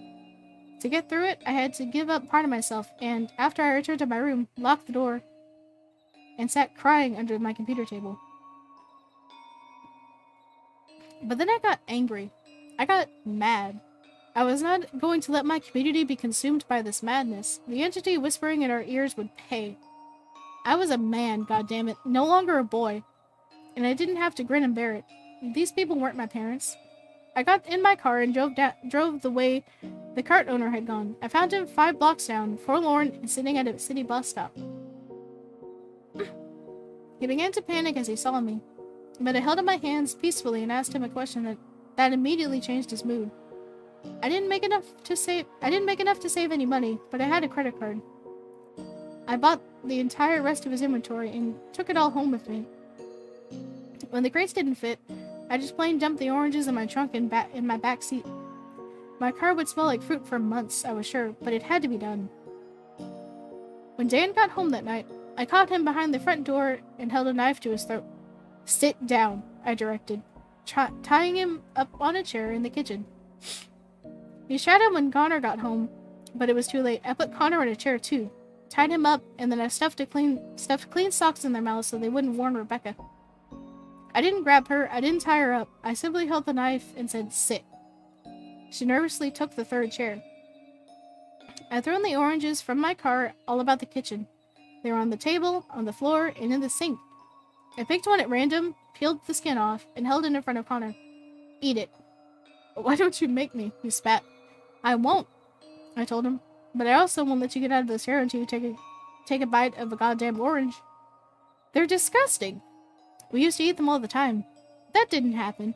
It did. I showed him the picture on my phone of his birthday the year before. He frowned. Is that photoshopped? It happened. I screamed in his face. Eat the orange. He pulled his head away. They're the highest carriers of disease among all. Yes, I know the sound. Bite. Yes, I know the sound. Bite. I yelled, it's wrong. Those diseases aren't dangerous to humans, and this orange isn't diseased. Eat the orange. But we hate oranges, Connor insisted, indignant. Right, guys? Jan bit down on the sock in his mouth. Mm-hmm. Connor looked to Rebecca. About to cry, she hid her face and did not respond. Connor seemed more shaken after that. After gulping down the hesitation, he warily took a bite from the orange. She blinked. Oh, it's fine. Dan seemed surprised, and Rebecca just cried harder. I pulled the sock out of Dan's mouth and held the other side of the orange. Try it. If you hate it, that's fine. I'll let you go either way. Just try it. Seeing Connor break, Dan hesitantly tried a bite, and then pushed back in his chair. That doesn't taste like I remember. I swear it used to have a horrible antiseptic taste. No, I told him. Our heads are being messed with. We just attacked a street vendor and stomped on his oranges because we've been worked up in a frenzy of hate. Does this make any sense to you objectively? Blinking as if waking up from a dream, Dan began to look horrified. Oh my god, we did that, didn't we? What were we thinking? Connor looked up at me with the same guilt. Oh man, He cut off as his eyes jumped to something behind me. That warning gave me just enough time to shift to the side. The knife went into my left shoulder and I slipped on rolling oranges and fell to the floor on top of a splatter of my own blood. Above me, I could see a knife, dripping with red and the shadow of a man beyond it. Its hollow eyes were red. Dan and Connor began screaming and fighting their bonds as the shadow stepped near, but I'd tied them in too well. The shadow's red eyes moved from me to their squirming bodies, as if it was deciding which of us to kill first. What do you want? I screamed at it. What the fuck do you want? Those red eyes swung to me and seemed to bore into my soul. A sinister chill raked across my senses as it whispered. Buy lemons. I stared. Buy lemons? I hesitated. Why would you even care about that? I don't, it rasped, bringing the knife nearer. And simply what my master wishes. It couldn't be so absurd as that, could it? Had some lemon farming company hired a demon worshiper and summoned an entity from beyond our world just for profit? Had they brought the incantation of hate among us to make money? But it was that simple. It had always been that simple. What else would anyone do it? Why else would anyone do anything? It moved to stab me, but Rebecca leapt against it, and a piece of the shadow tore out where she passed. It screamed in pain, dropped the bloody knife, and grasped at the hole she'd made. Darkness sifted out of its wound like black sand falling from a sideways hourglass. It flared its red eyes, hissed venom, and vanished. It had gone. The demon that had been among us and whispered in our ears all week had gone. We all remained frozen in shock for 30 seconds before Dan snapped out of it and said loudly, "Would someone please untie me already?" We did, and then he patched up my arm. As a group, we didn't know what else to do, so we went and sat at our regular table at the bar. It was early on a Thursday, so a few other people were there. We didn't get blue moons. Oh, thank you, Amanda. Hold on.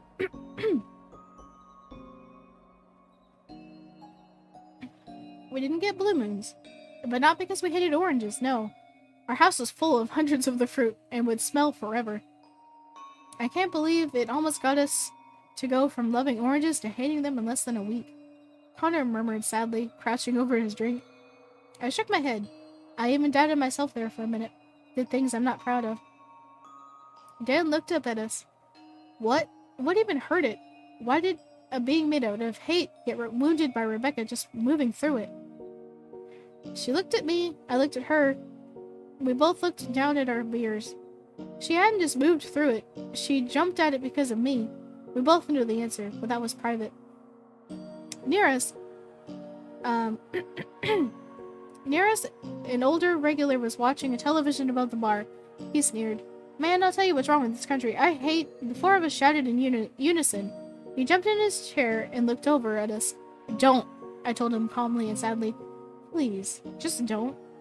He watched us for a moment, then suddenly embarrassed, he gave a slow, haunted nod and turned back to his drink. Oh my goodness. You know, if a company actually, like, hired, you know, devil worshippers and made, like, ghosts haunt people to get them to buy products, I wouldn't put it past them, because I feel like they would. I don't trust big pharma or big companies like that, you know. They would probably... This doesn't seem too far from what they would do. Like Nike would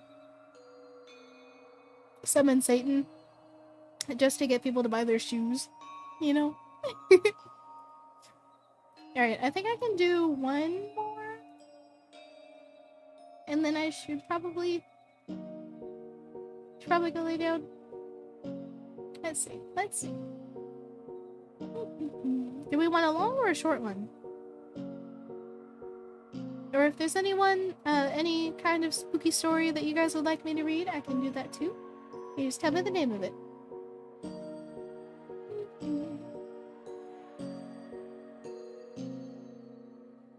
Oh, that's a fair point, Damien. I didn't think about that. Every time you speak to Alexa, it's just speaking to Satan.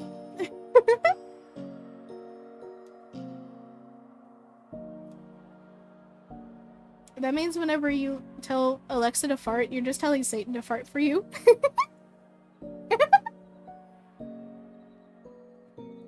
Oh, can you imagine?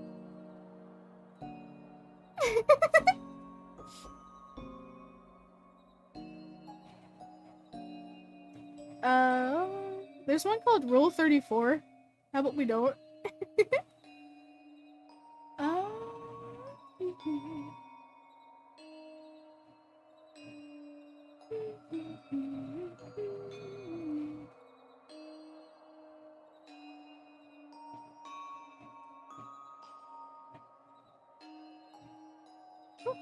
No, I have to sneeze again. I had a little bit of...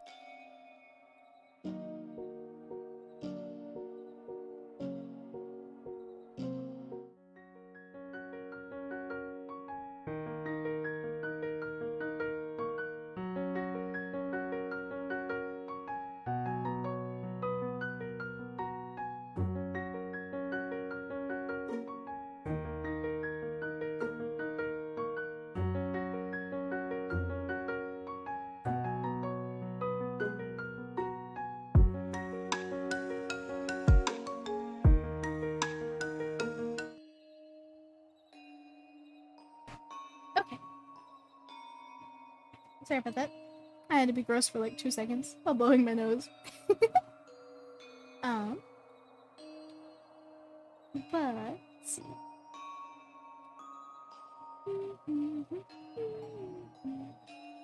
We did hide and seek. I remember that one. Statement. My roommate joined a cult? A deep web cult. Oh no.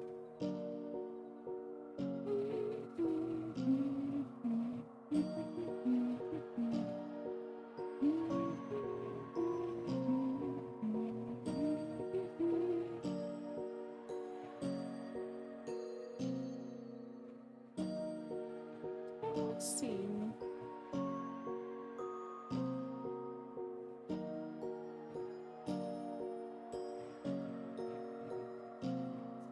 We're kind of on a roll with monsters and pantries and stuff. Hold on, I have to make sure that this is okay to read.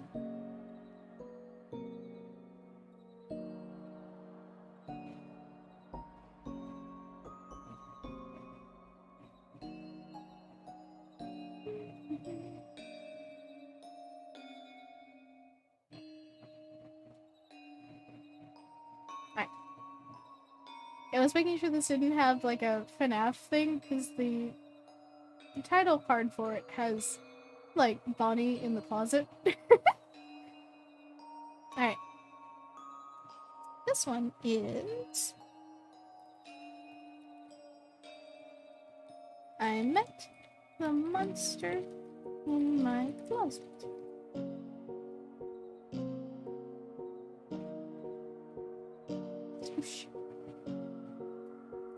Alright.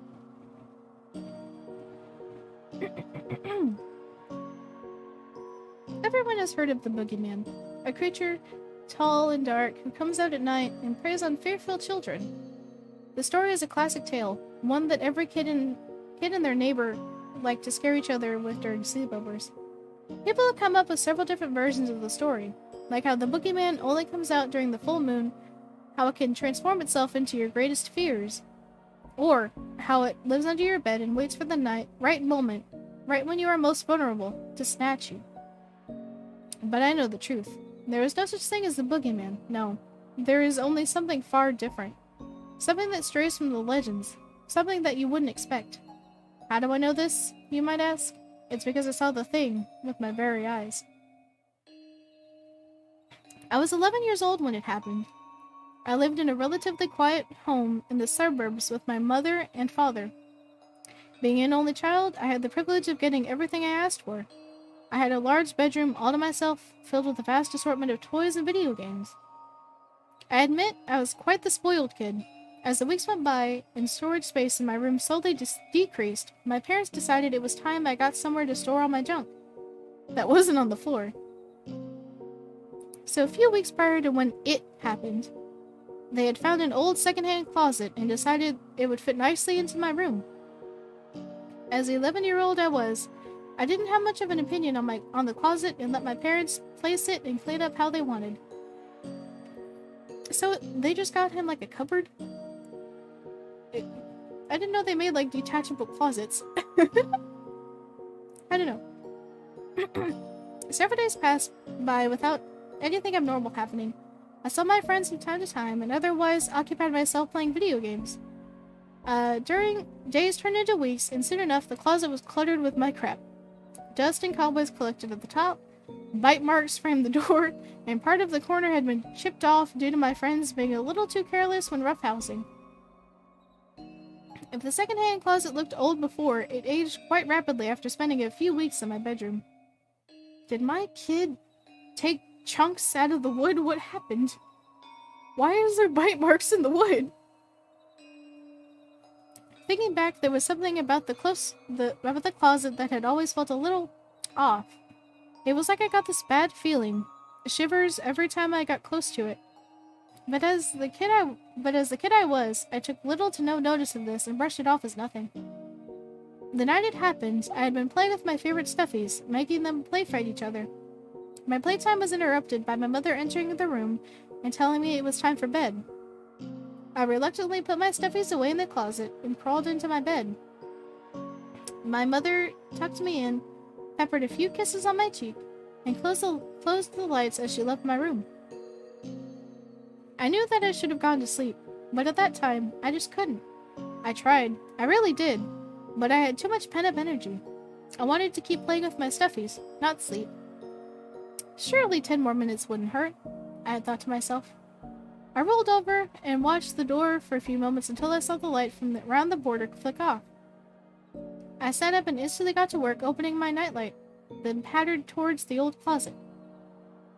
In the dim light, the closet felt like it was towering over my little body.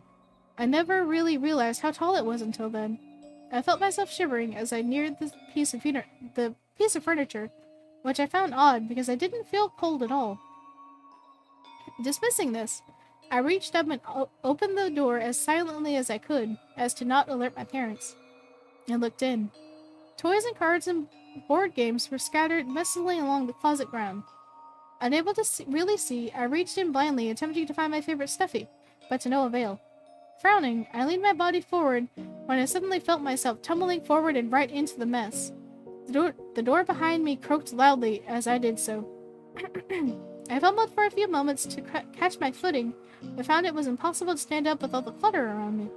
I scrambled forwards to try and find the walls of the closet so I could support myself, but I couldn't seem to find it no matter how far I reached out. Instead, I stumbled over myself once more and felt my body drop. A slight panic rose in my chest as I scurried backwards. I finally felt myself push on the open closet door and tumble out. I sat there on the floor, breathing heavily while allowing myself to calm down. It took a moment, but as my eyes adjusted to my surroundings, I quickly realized I wasn't in my room anymore. I knew this because I could see the faint outlines of the walls, and compared to my large, spacey room, this place was tiny.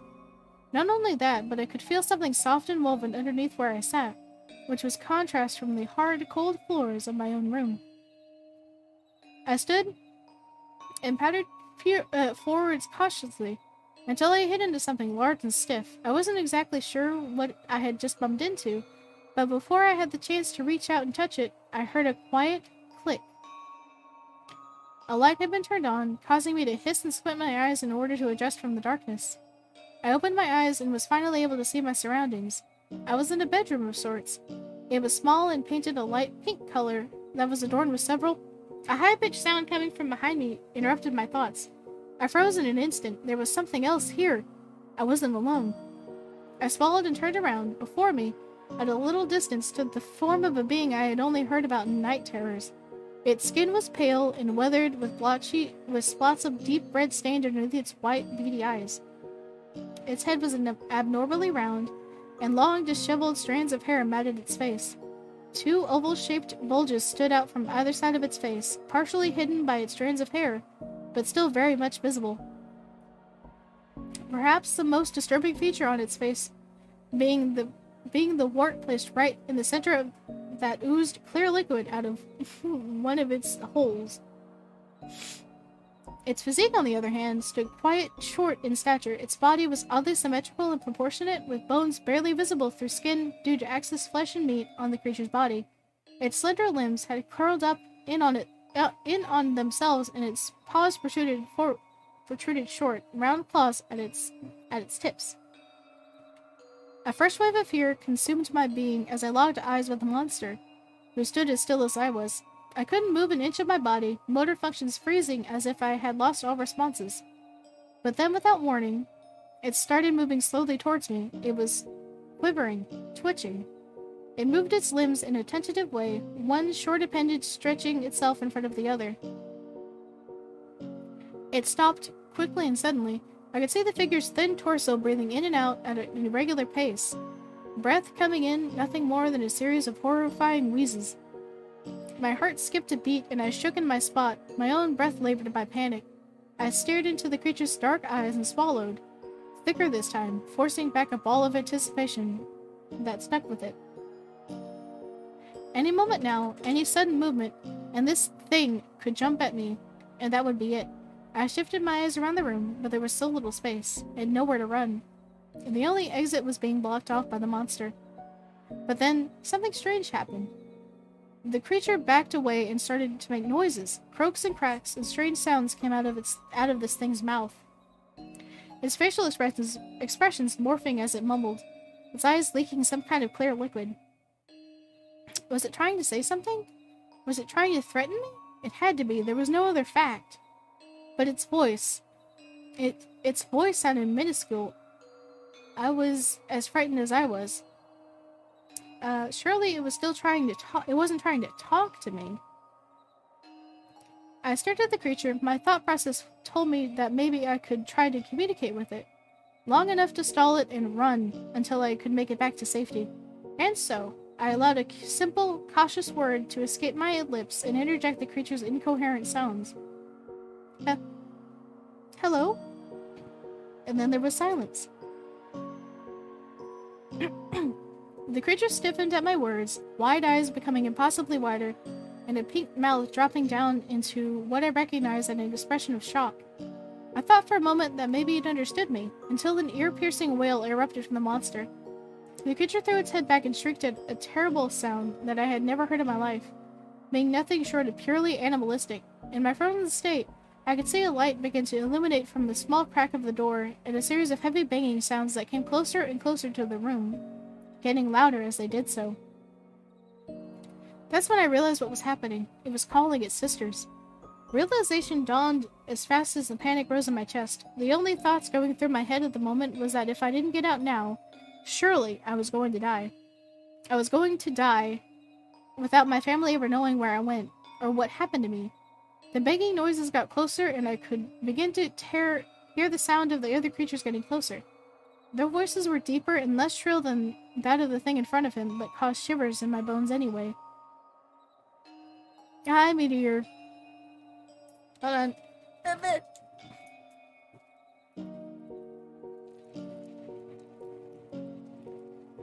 have to pick out a marshmallow. 1 second. Oh.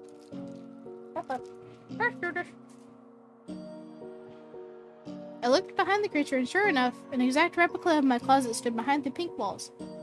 Adrenaline shot through me, and I suddenly regained control of my legs and made a dash for it. Clumsily avoiding the creature as I bolted past it and straight to the familiarity of the wooden closet. I latched onto the handle and tore open the door with a might I didn't know I contained. I hauled myself through the door and went to slam it shut before stopping myself last second, realizing quickly that the sound would only alert the monsters of my location. I curled up and stayed as still as possible, as quiet as possible. Through the thin crack of my door, I could only see the back of the monster and not its face.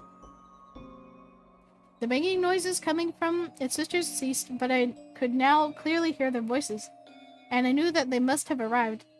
Sitting somewhere, I could not see them. Oh my goodness. Muffled sounds and thuds were all I heard for a couple of moments before a new figure came into my field of vision. I felt paralyzed as a new wave of fear that overtook me. The thing was massive. It appeared to look like a fully fledged version of the wailing creature, a developed version. It crouched down to hold the smaller creature, and what seemed like a hoarse, soothing sound came out of its mouth. And it appeared to work, because the little creature slowly calmed down from its hysteria. I forget to do marshmallow, hold on.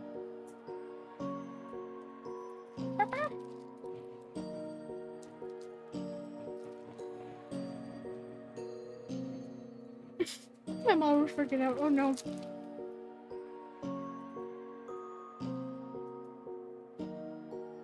It appeared to work, because the little creature slowly calmed down from its hysteria. Another, even deeper voice came from behind the door, where I could not see the little creature respond to it. Woo! Oh. Sorry about that. Another even deeper voice came from behind the door, where I could not see, and the little creature responded to it. Unintelligible noises. Okay, fine. Stretching. And to my horror, it stretched out its limbs to point right in my direction. Right to where I was hiding. I could see the shadow of an even larger creature stepping towards my direction, and I flinched harshly. Blind panic escaping me. I swallowed hard, willing the blur in my vision to disappear, but it refused. Hi, Meteor. I shut my eyes and scooted backwards as far as I could, bracing myself for the worst. I kept crawling back and back, waiting for the moment the light would come in and expose my identity. Except it never came. Instead, I felt my back hitting into several little items. They clattered all around me as I pushed backwards in fearful determination to get away. I felt myself hitting what must be the door of the closet and tumbled out, backflipping painfully through the cutter of toys until I rolled out of the dark closet. For a long moment, I simply laid there on my front, curled in a fetal position and willing to move. I hugged myself tightly with all of my limbs to try to stop my little body from shaking, but it didn't do too much. And finally, I willed one of my eyes open. I was back. In my room. I was back in my room. I couldn't believe it. Super! Honey! Oh my goodness. 1 second, I apologize.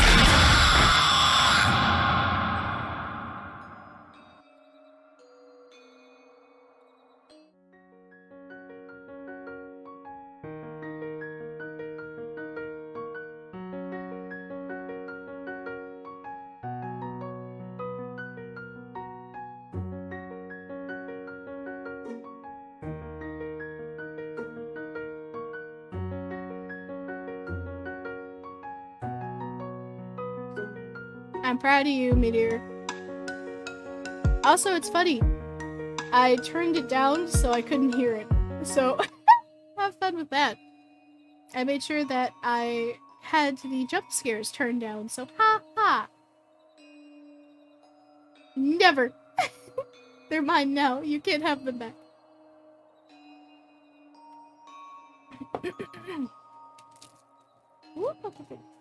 Okay. Alright, where were we?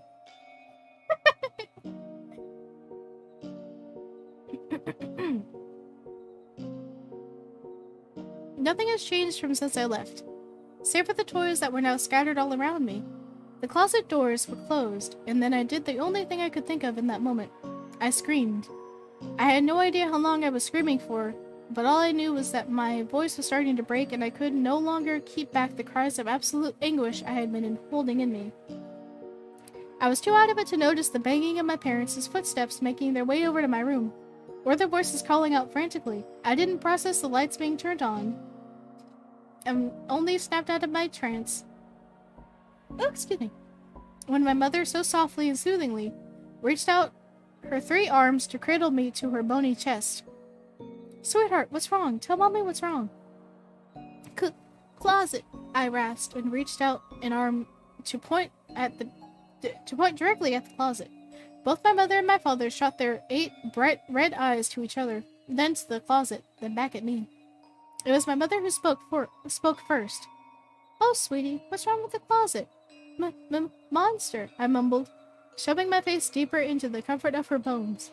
I heard my mother whisper something to my father that I couldn't quite make out what they were saying. I felt a slender, clawed hand run circles up and down my back. Daddy's gonna have a look in the closet, okay? My mom whispered to me in a calm voice. I wanted to say no. I wanted to tell my father to stop before it was too late, but I couldn't. The words literally dying in my throat as if something in me physically wilted and died. I dared to peek 3 of my eyes open and watched as he opened the closet doors without a moment's hesitation and found nothing. There was nothing there except a messy pile of toys and a wooden wall behind it. My father smiled, exposing his sharp fangs in a reassuring way. See, kiddo, nothing to be worried about. But it was there.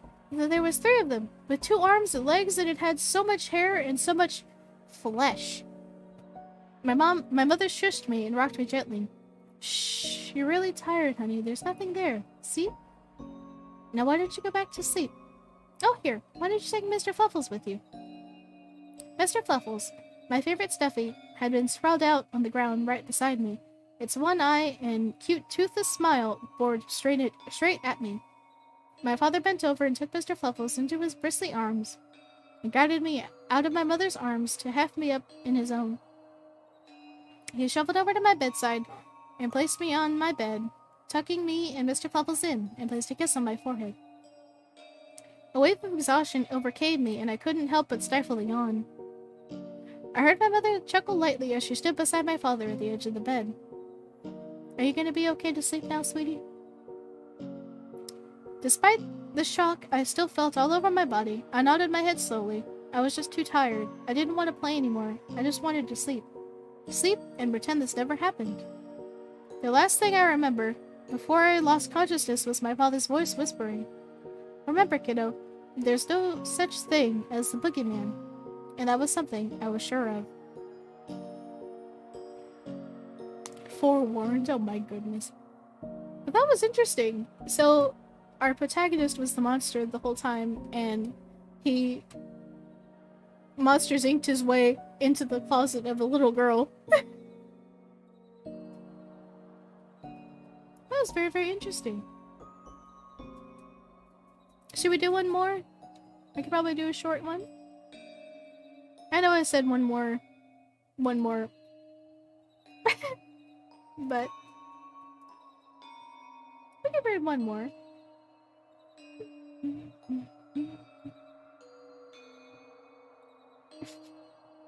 Hi, Nando. Thank you for lurking.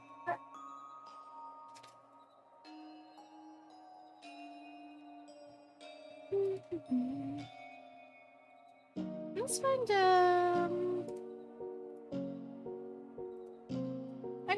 one more medium, probably. Let's see.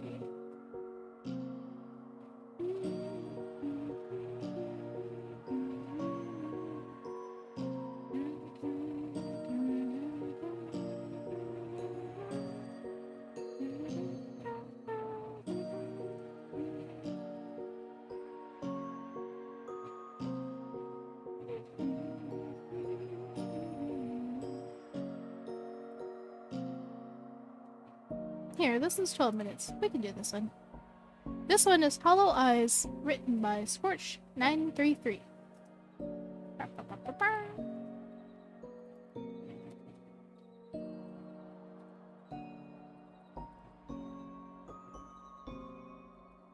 And then I think this will be my last one. Right. Sorry. Right.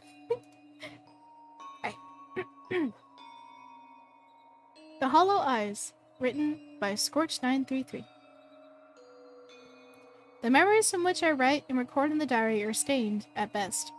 Frequent attempts of the doctors to convince me that what I experienced was surrealistic.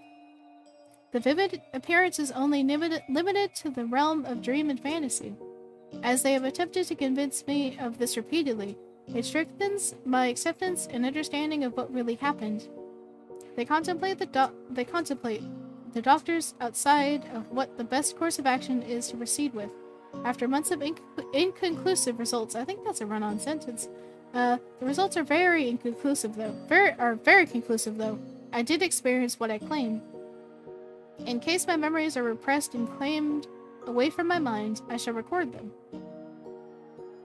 I will start with what I remember, but 6 months ago I had been employed as a photographer and editor for 3 years. The wages were sufficient, if not satisfactory. I had lived in a quiet apartment on one of the higher floors, with large windows overlooking the city. Not quite a penthouse suite, but indeed of high establishment. The copies of our old paper sold comparably to that of World War II propaganda only 50 years later. The people no longer want to hear the positive, exuberant expression of conservative ideals and the patriotism of the nation.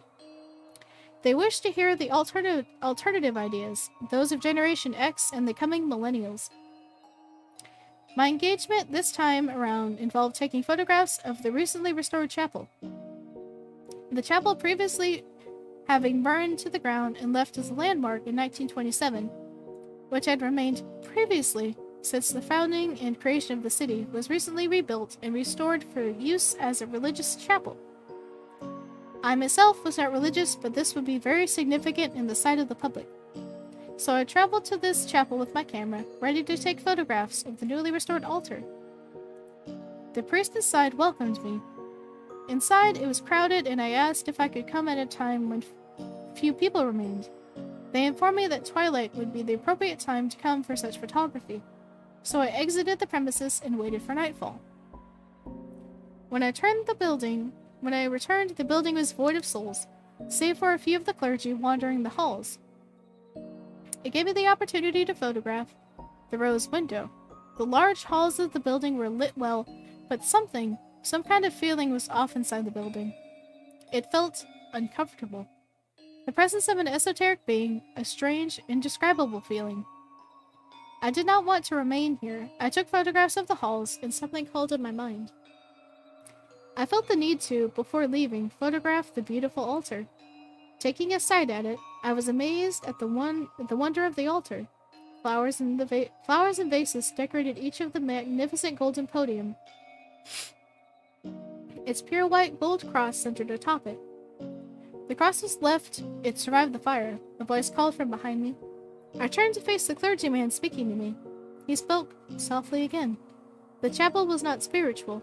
It was a time where the church was focused on control and political power. They had incredible influence. A few members of the clergy died in the fire, but what truly died beforehand was the grace of Christ and God.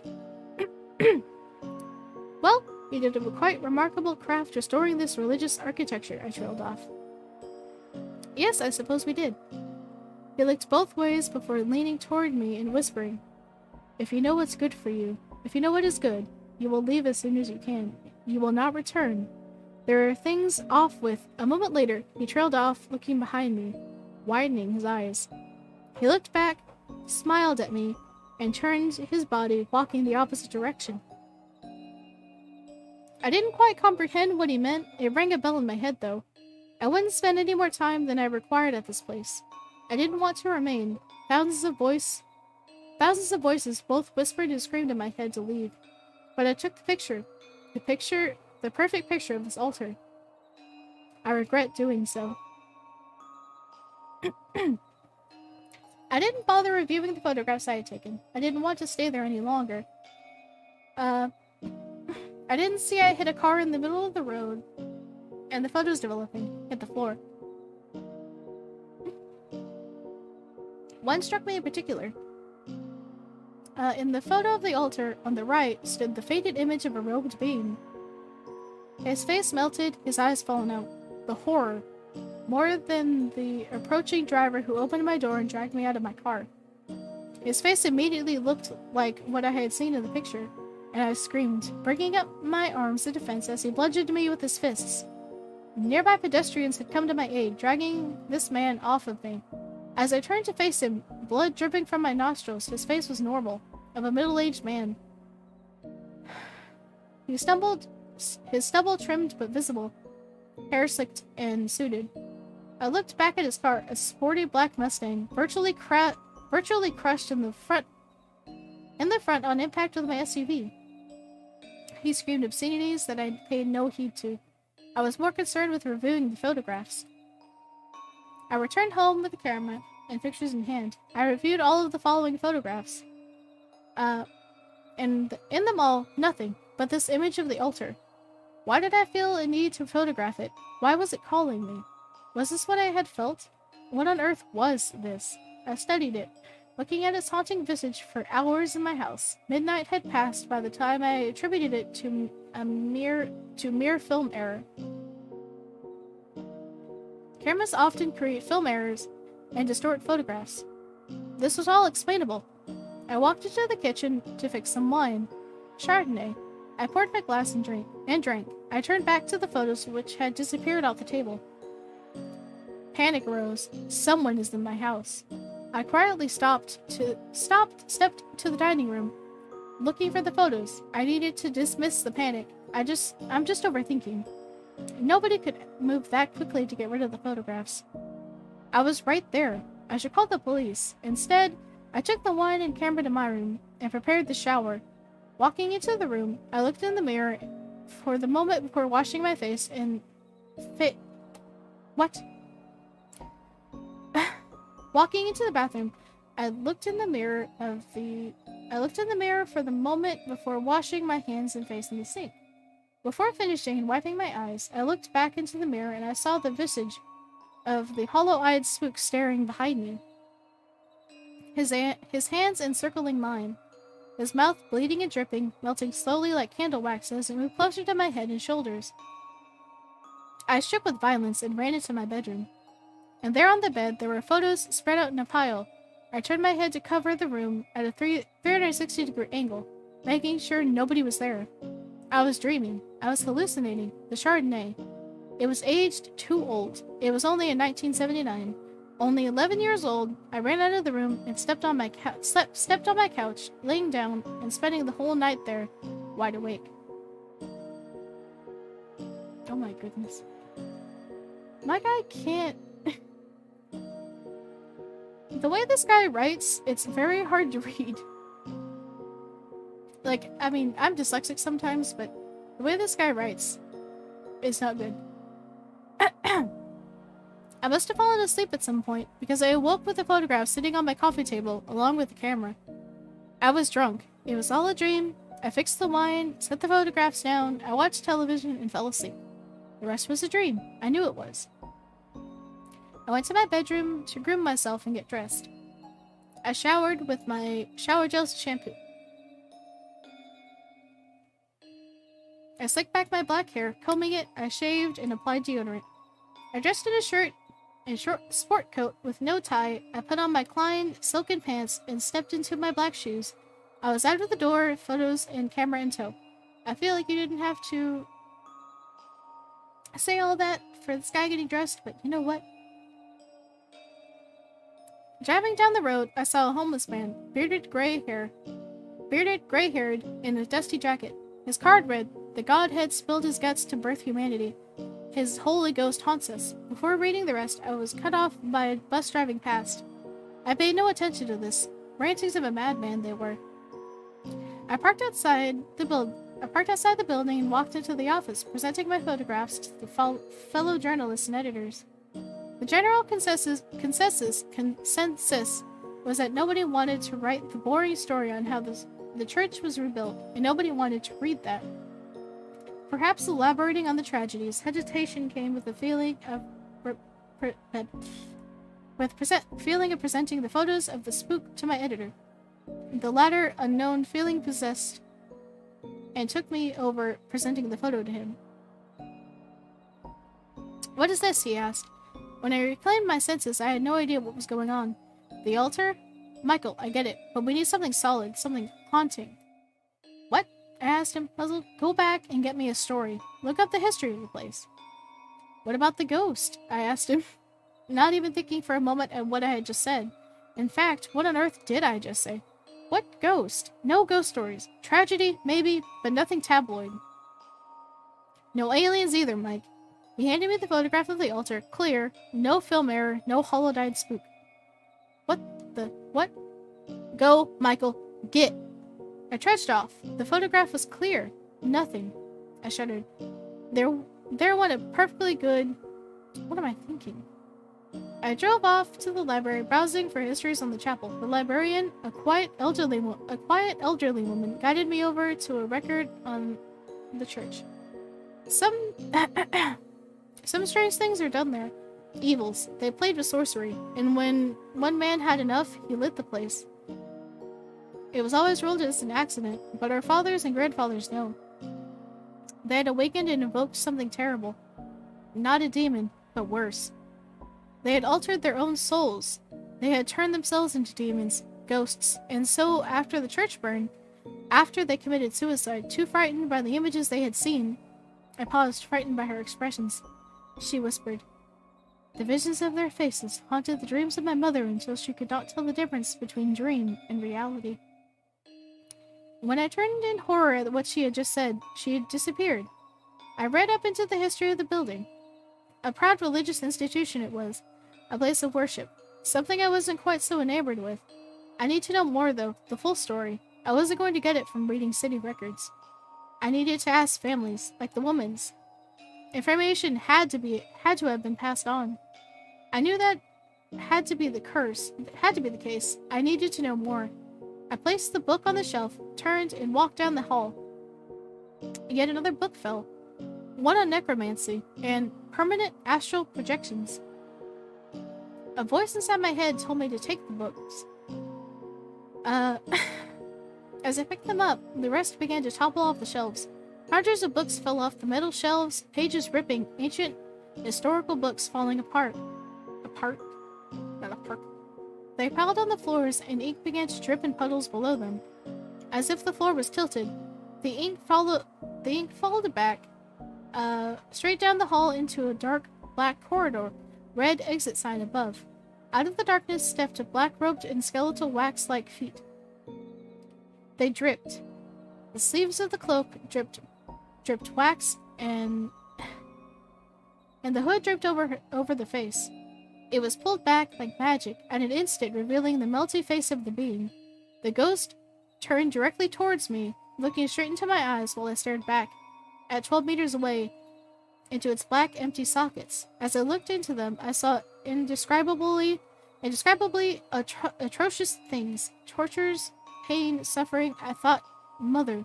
I dropped the books. Oh my goodness. I ran down the hall and realized the only exit was the way the ghoul came. I turned back to look, and he was 3 meters away from me, slowly moving towards me. His feet were not stepping. Instead, he hovered, or phased through the floor, as he would only be millimeters hovering off the ground.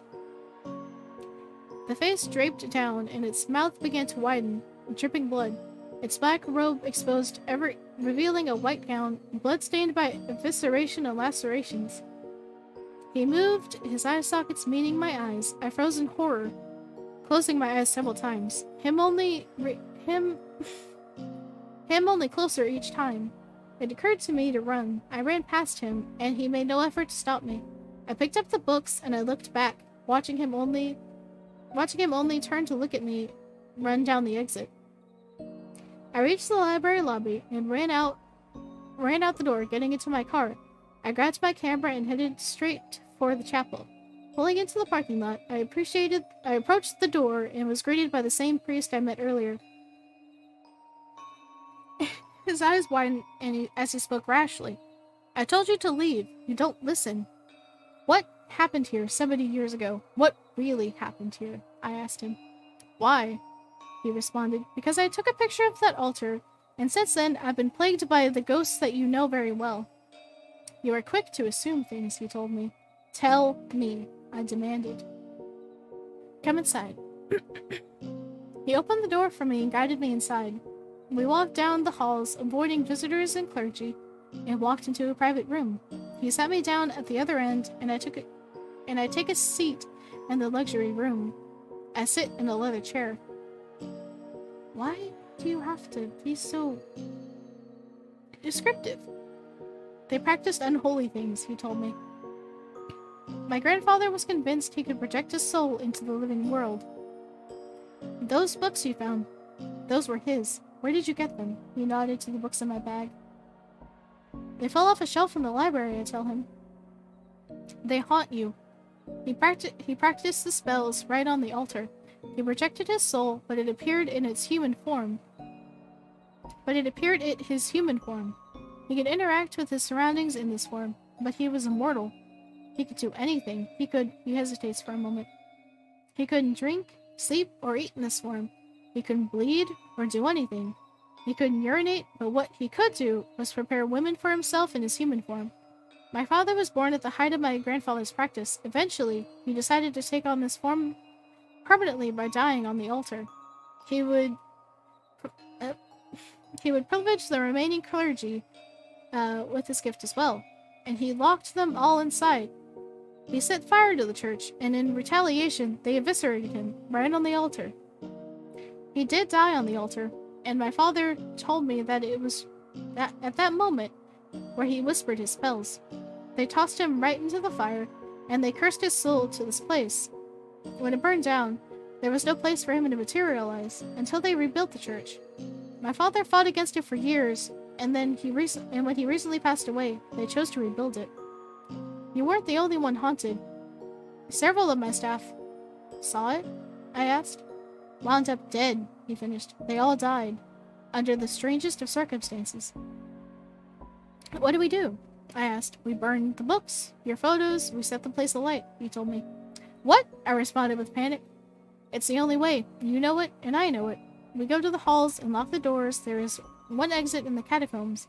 I'll leave that to you. Let's go. My gut tells me to trust him and do this. The voice in my head tells me not to. I listen to my gut this time.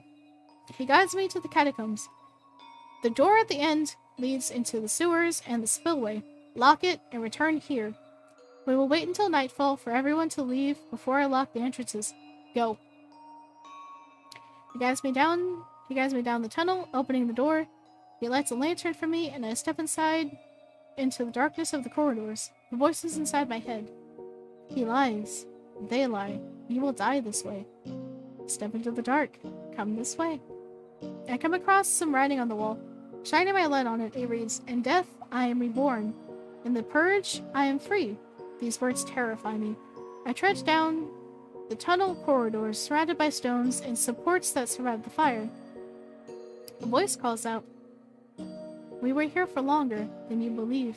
This embodied voice calls. It echoes. It nauseates me. I lived for centuries. I run down the tunnels, not paying attention and hitting myself against the door at the end.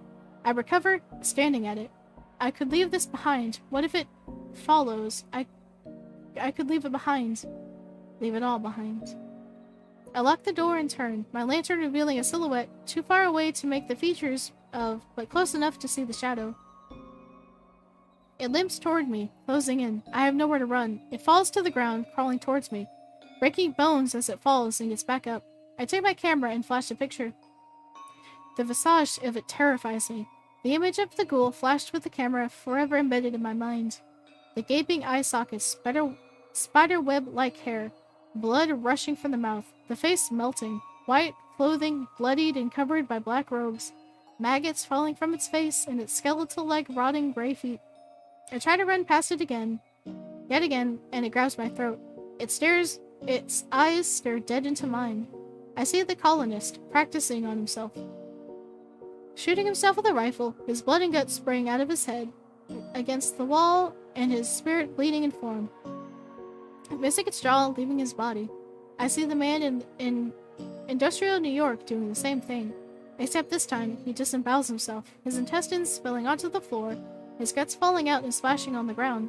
I see all these men, restored in human forms, being executed along with their families. Accused of witchcraft, sorcery, evil. Executed, lynched, murdered. I see a man being stabbed by his friends in his eyes and face, screaming that his soul would be locked in the burning church forever, as he softly whispers the spells protecting his spirit. The fire comes down on top of him, lighting his face on fire and then killing him slowly. As he died, he cursed the clergy and the city and the world who so sinned like him, but judged him even more rashly so. His spirit form, disemboweled and starting to burn, proceeds to chase them into the fire. Some of them stabbing themselves in fear or horror, committing suicide rather than face the punishment of the wrathful spirit. It follows them, the ghastly, horrific, burned visage, blackened flesh peeling off the white skeleton, the skin and flesh melting off the face. They go insane at the mere sight. When I reclaim my senses, I go back upstairs. The clergyman is impatiently waiting. It's already twilight. Where were you? Let's get this done, I tell him. He hands me a letter. Do the honors? He asked. I light it. The fire gathers. Then he takes me aside and shoves me down, stabbing me in the abdomen, and running to the final exit. What are you doing? I scream. Ensuring that the haunt doesn't follow you out, he yelled, running to the large door and locking it. No. I get back up, trying to reclaim balance. The pain was excruciating. My legs are useless. They won't stand. Trying to crawl towards the door, my eyes turn to the altar. From it comes the ghoul. The hollow eyes. He walks down the pews, ignoring the fire. As minutes pass, he slowly comes towards me, his visage all but horrifying. His flesh finally peels and melts off, revealing the missing mouth. His robes and tunics fall off, revealing the disemboweled body. Guts trailing across the floor, his eye sockets hollowed out. Him heading towards me, but not looking at me. Instead, he slowly passes through the door as the roof collapses around us. The fire didn't purge. It didn't lock him in. It released him. They cursed him. We didn't. They found me in the wreckage, paralyzed, screaming, warning them about the ghost.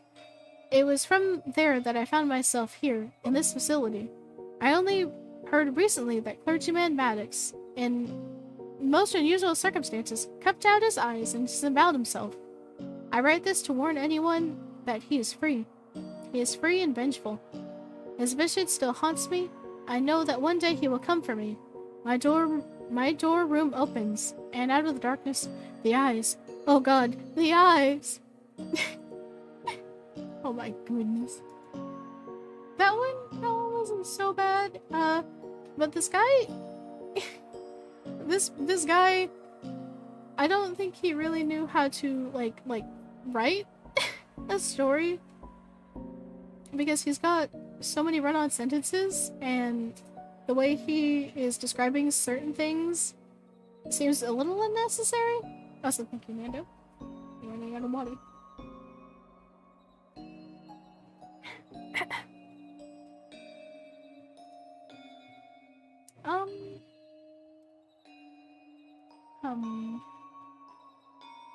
How long was my other stream of this? I don't remember. I think it was like 2 hours or so. I'll read one more. One more. Well, thank you.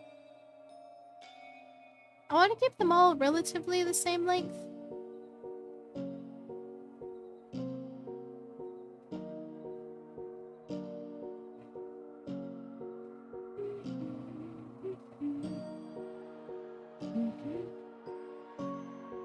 Okay. I think my dog heard something outside. Let's see. We can read one more. We read that one the other day. The cat with human teeth.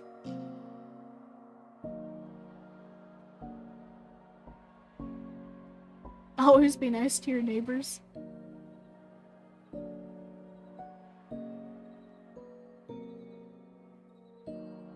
Asking the smell, monster hunting.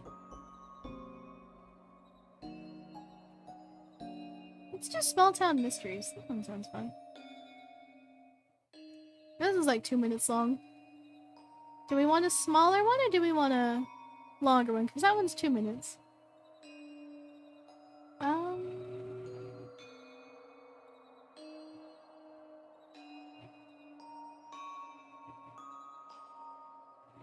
There's a bunch of the Psychic Knock game. There's Don't Play the Psychic Knock game, the Psychic Knock game, putting an end to the Psychic Knock game. That could be like a series we could read.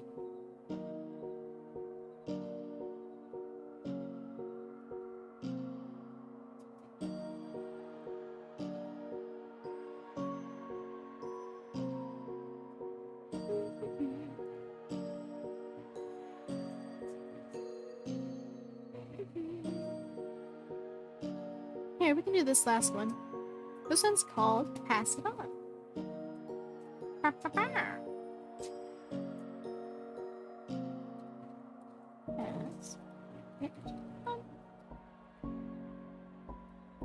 Right.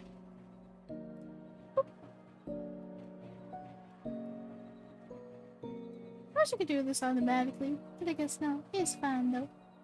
Okay. Sit up a little bit. I'm not slouching, I just keep sliding down in my chair. Alright.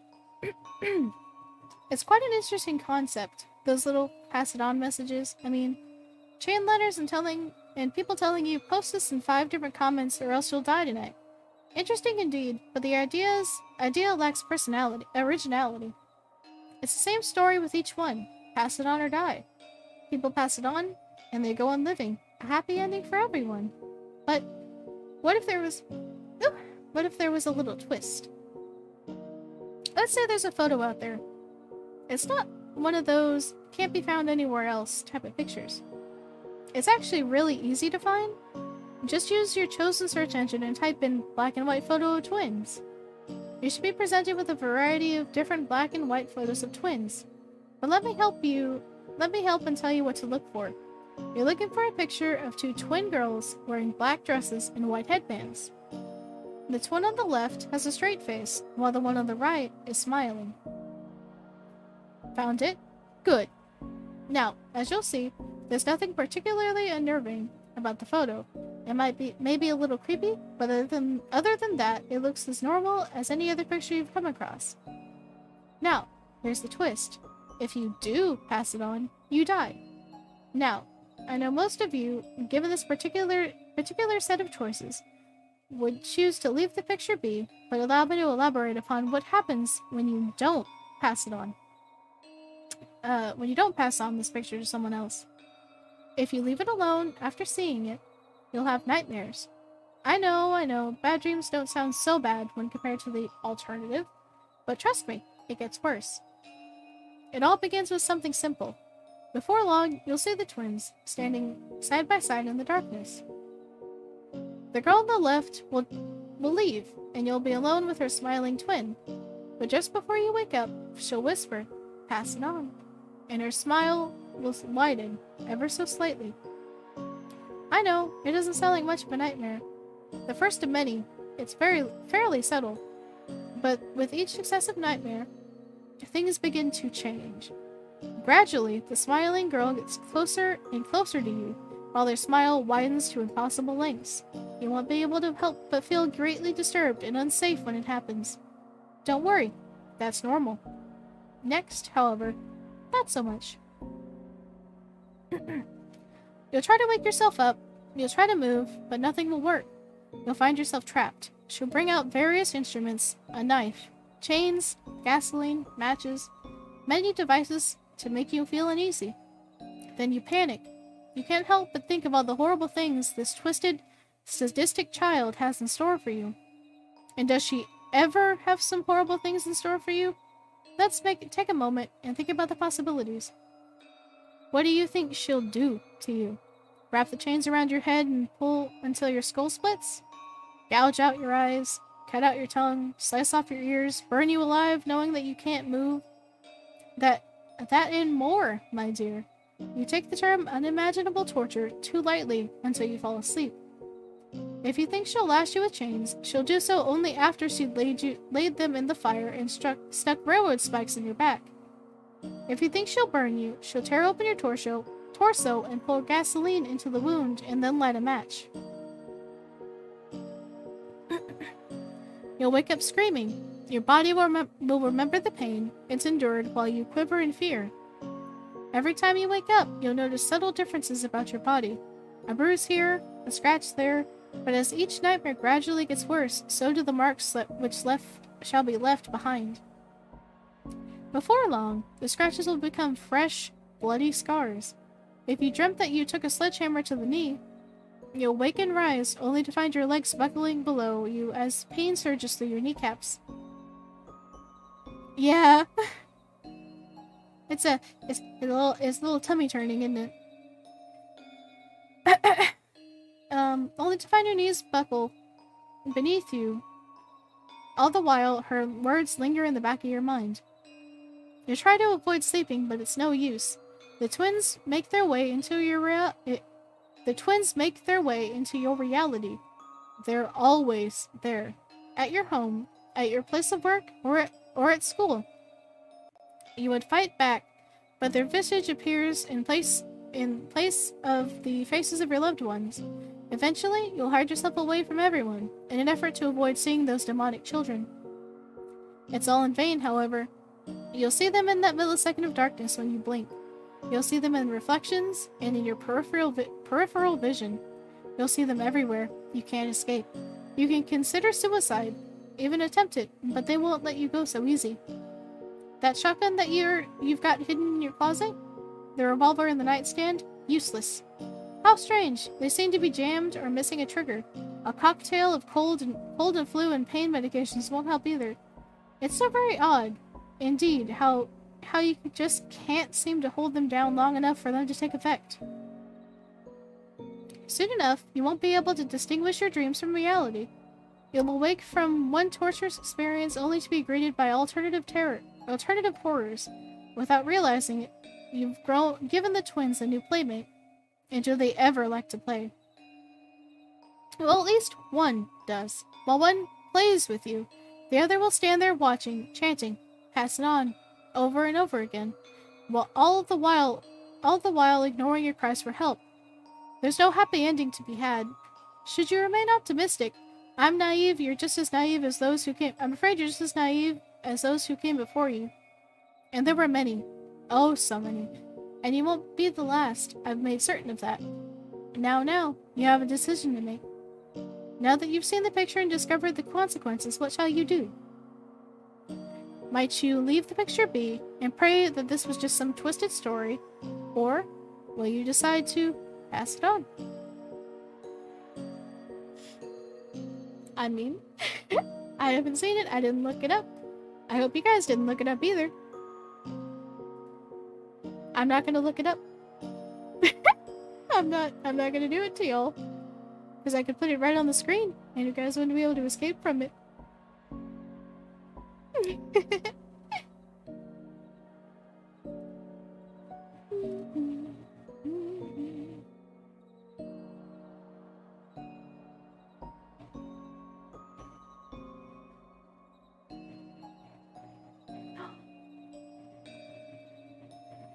I just saw that MC Bone is doing spooky readings too. Are these considered ASMR? Is that what I should be labeling these as? I've just been labeling them as just chatting. I don't know. I didn't even think about that.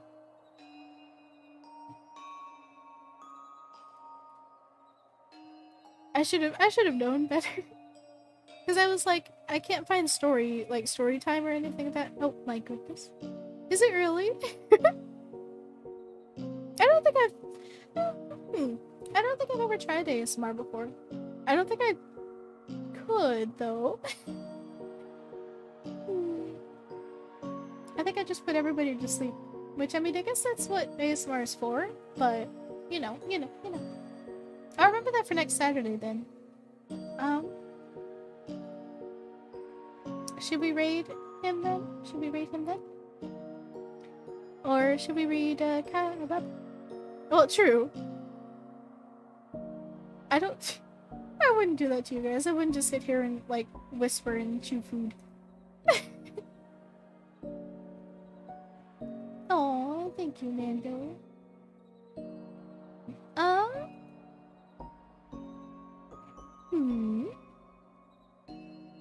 I don't think anybody else is streaming.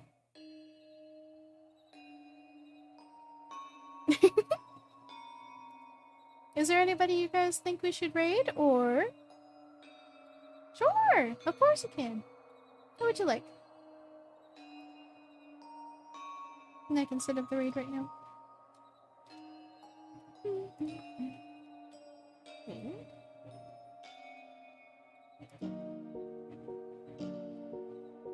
Sure, we can raid her.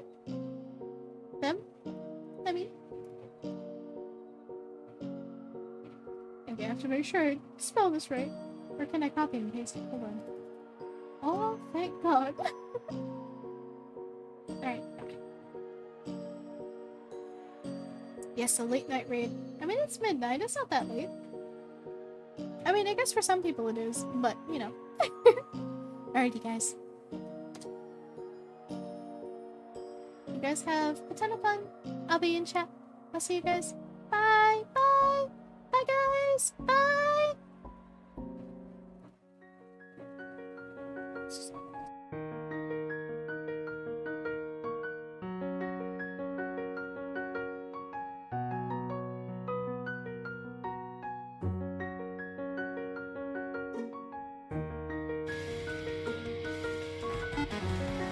Ooh! Kohaku Juri. I have never heard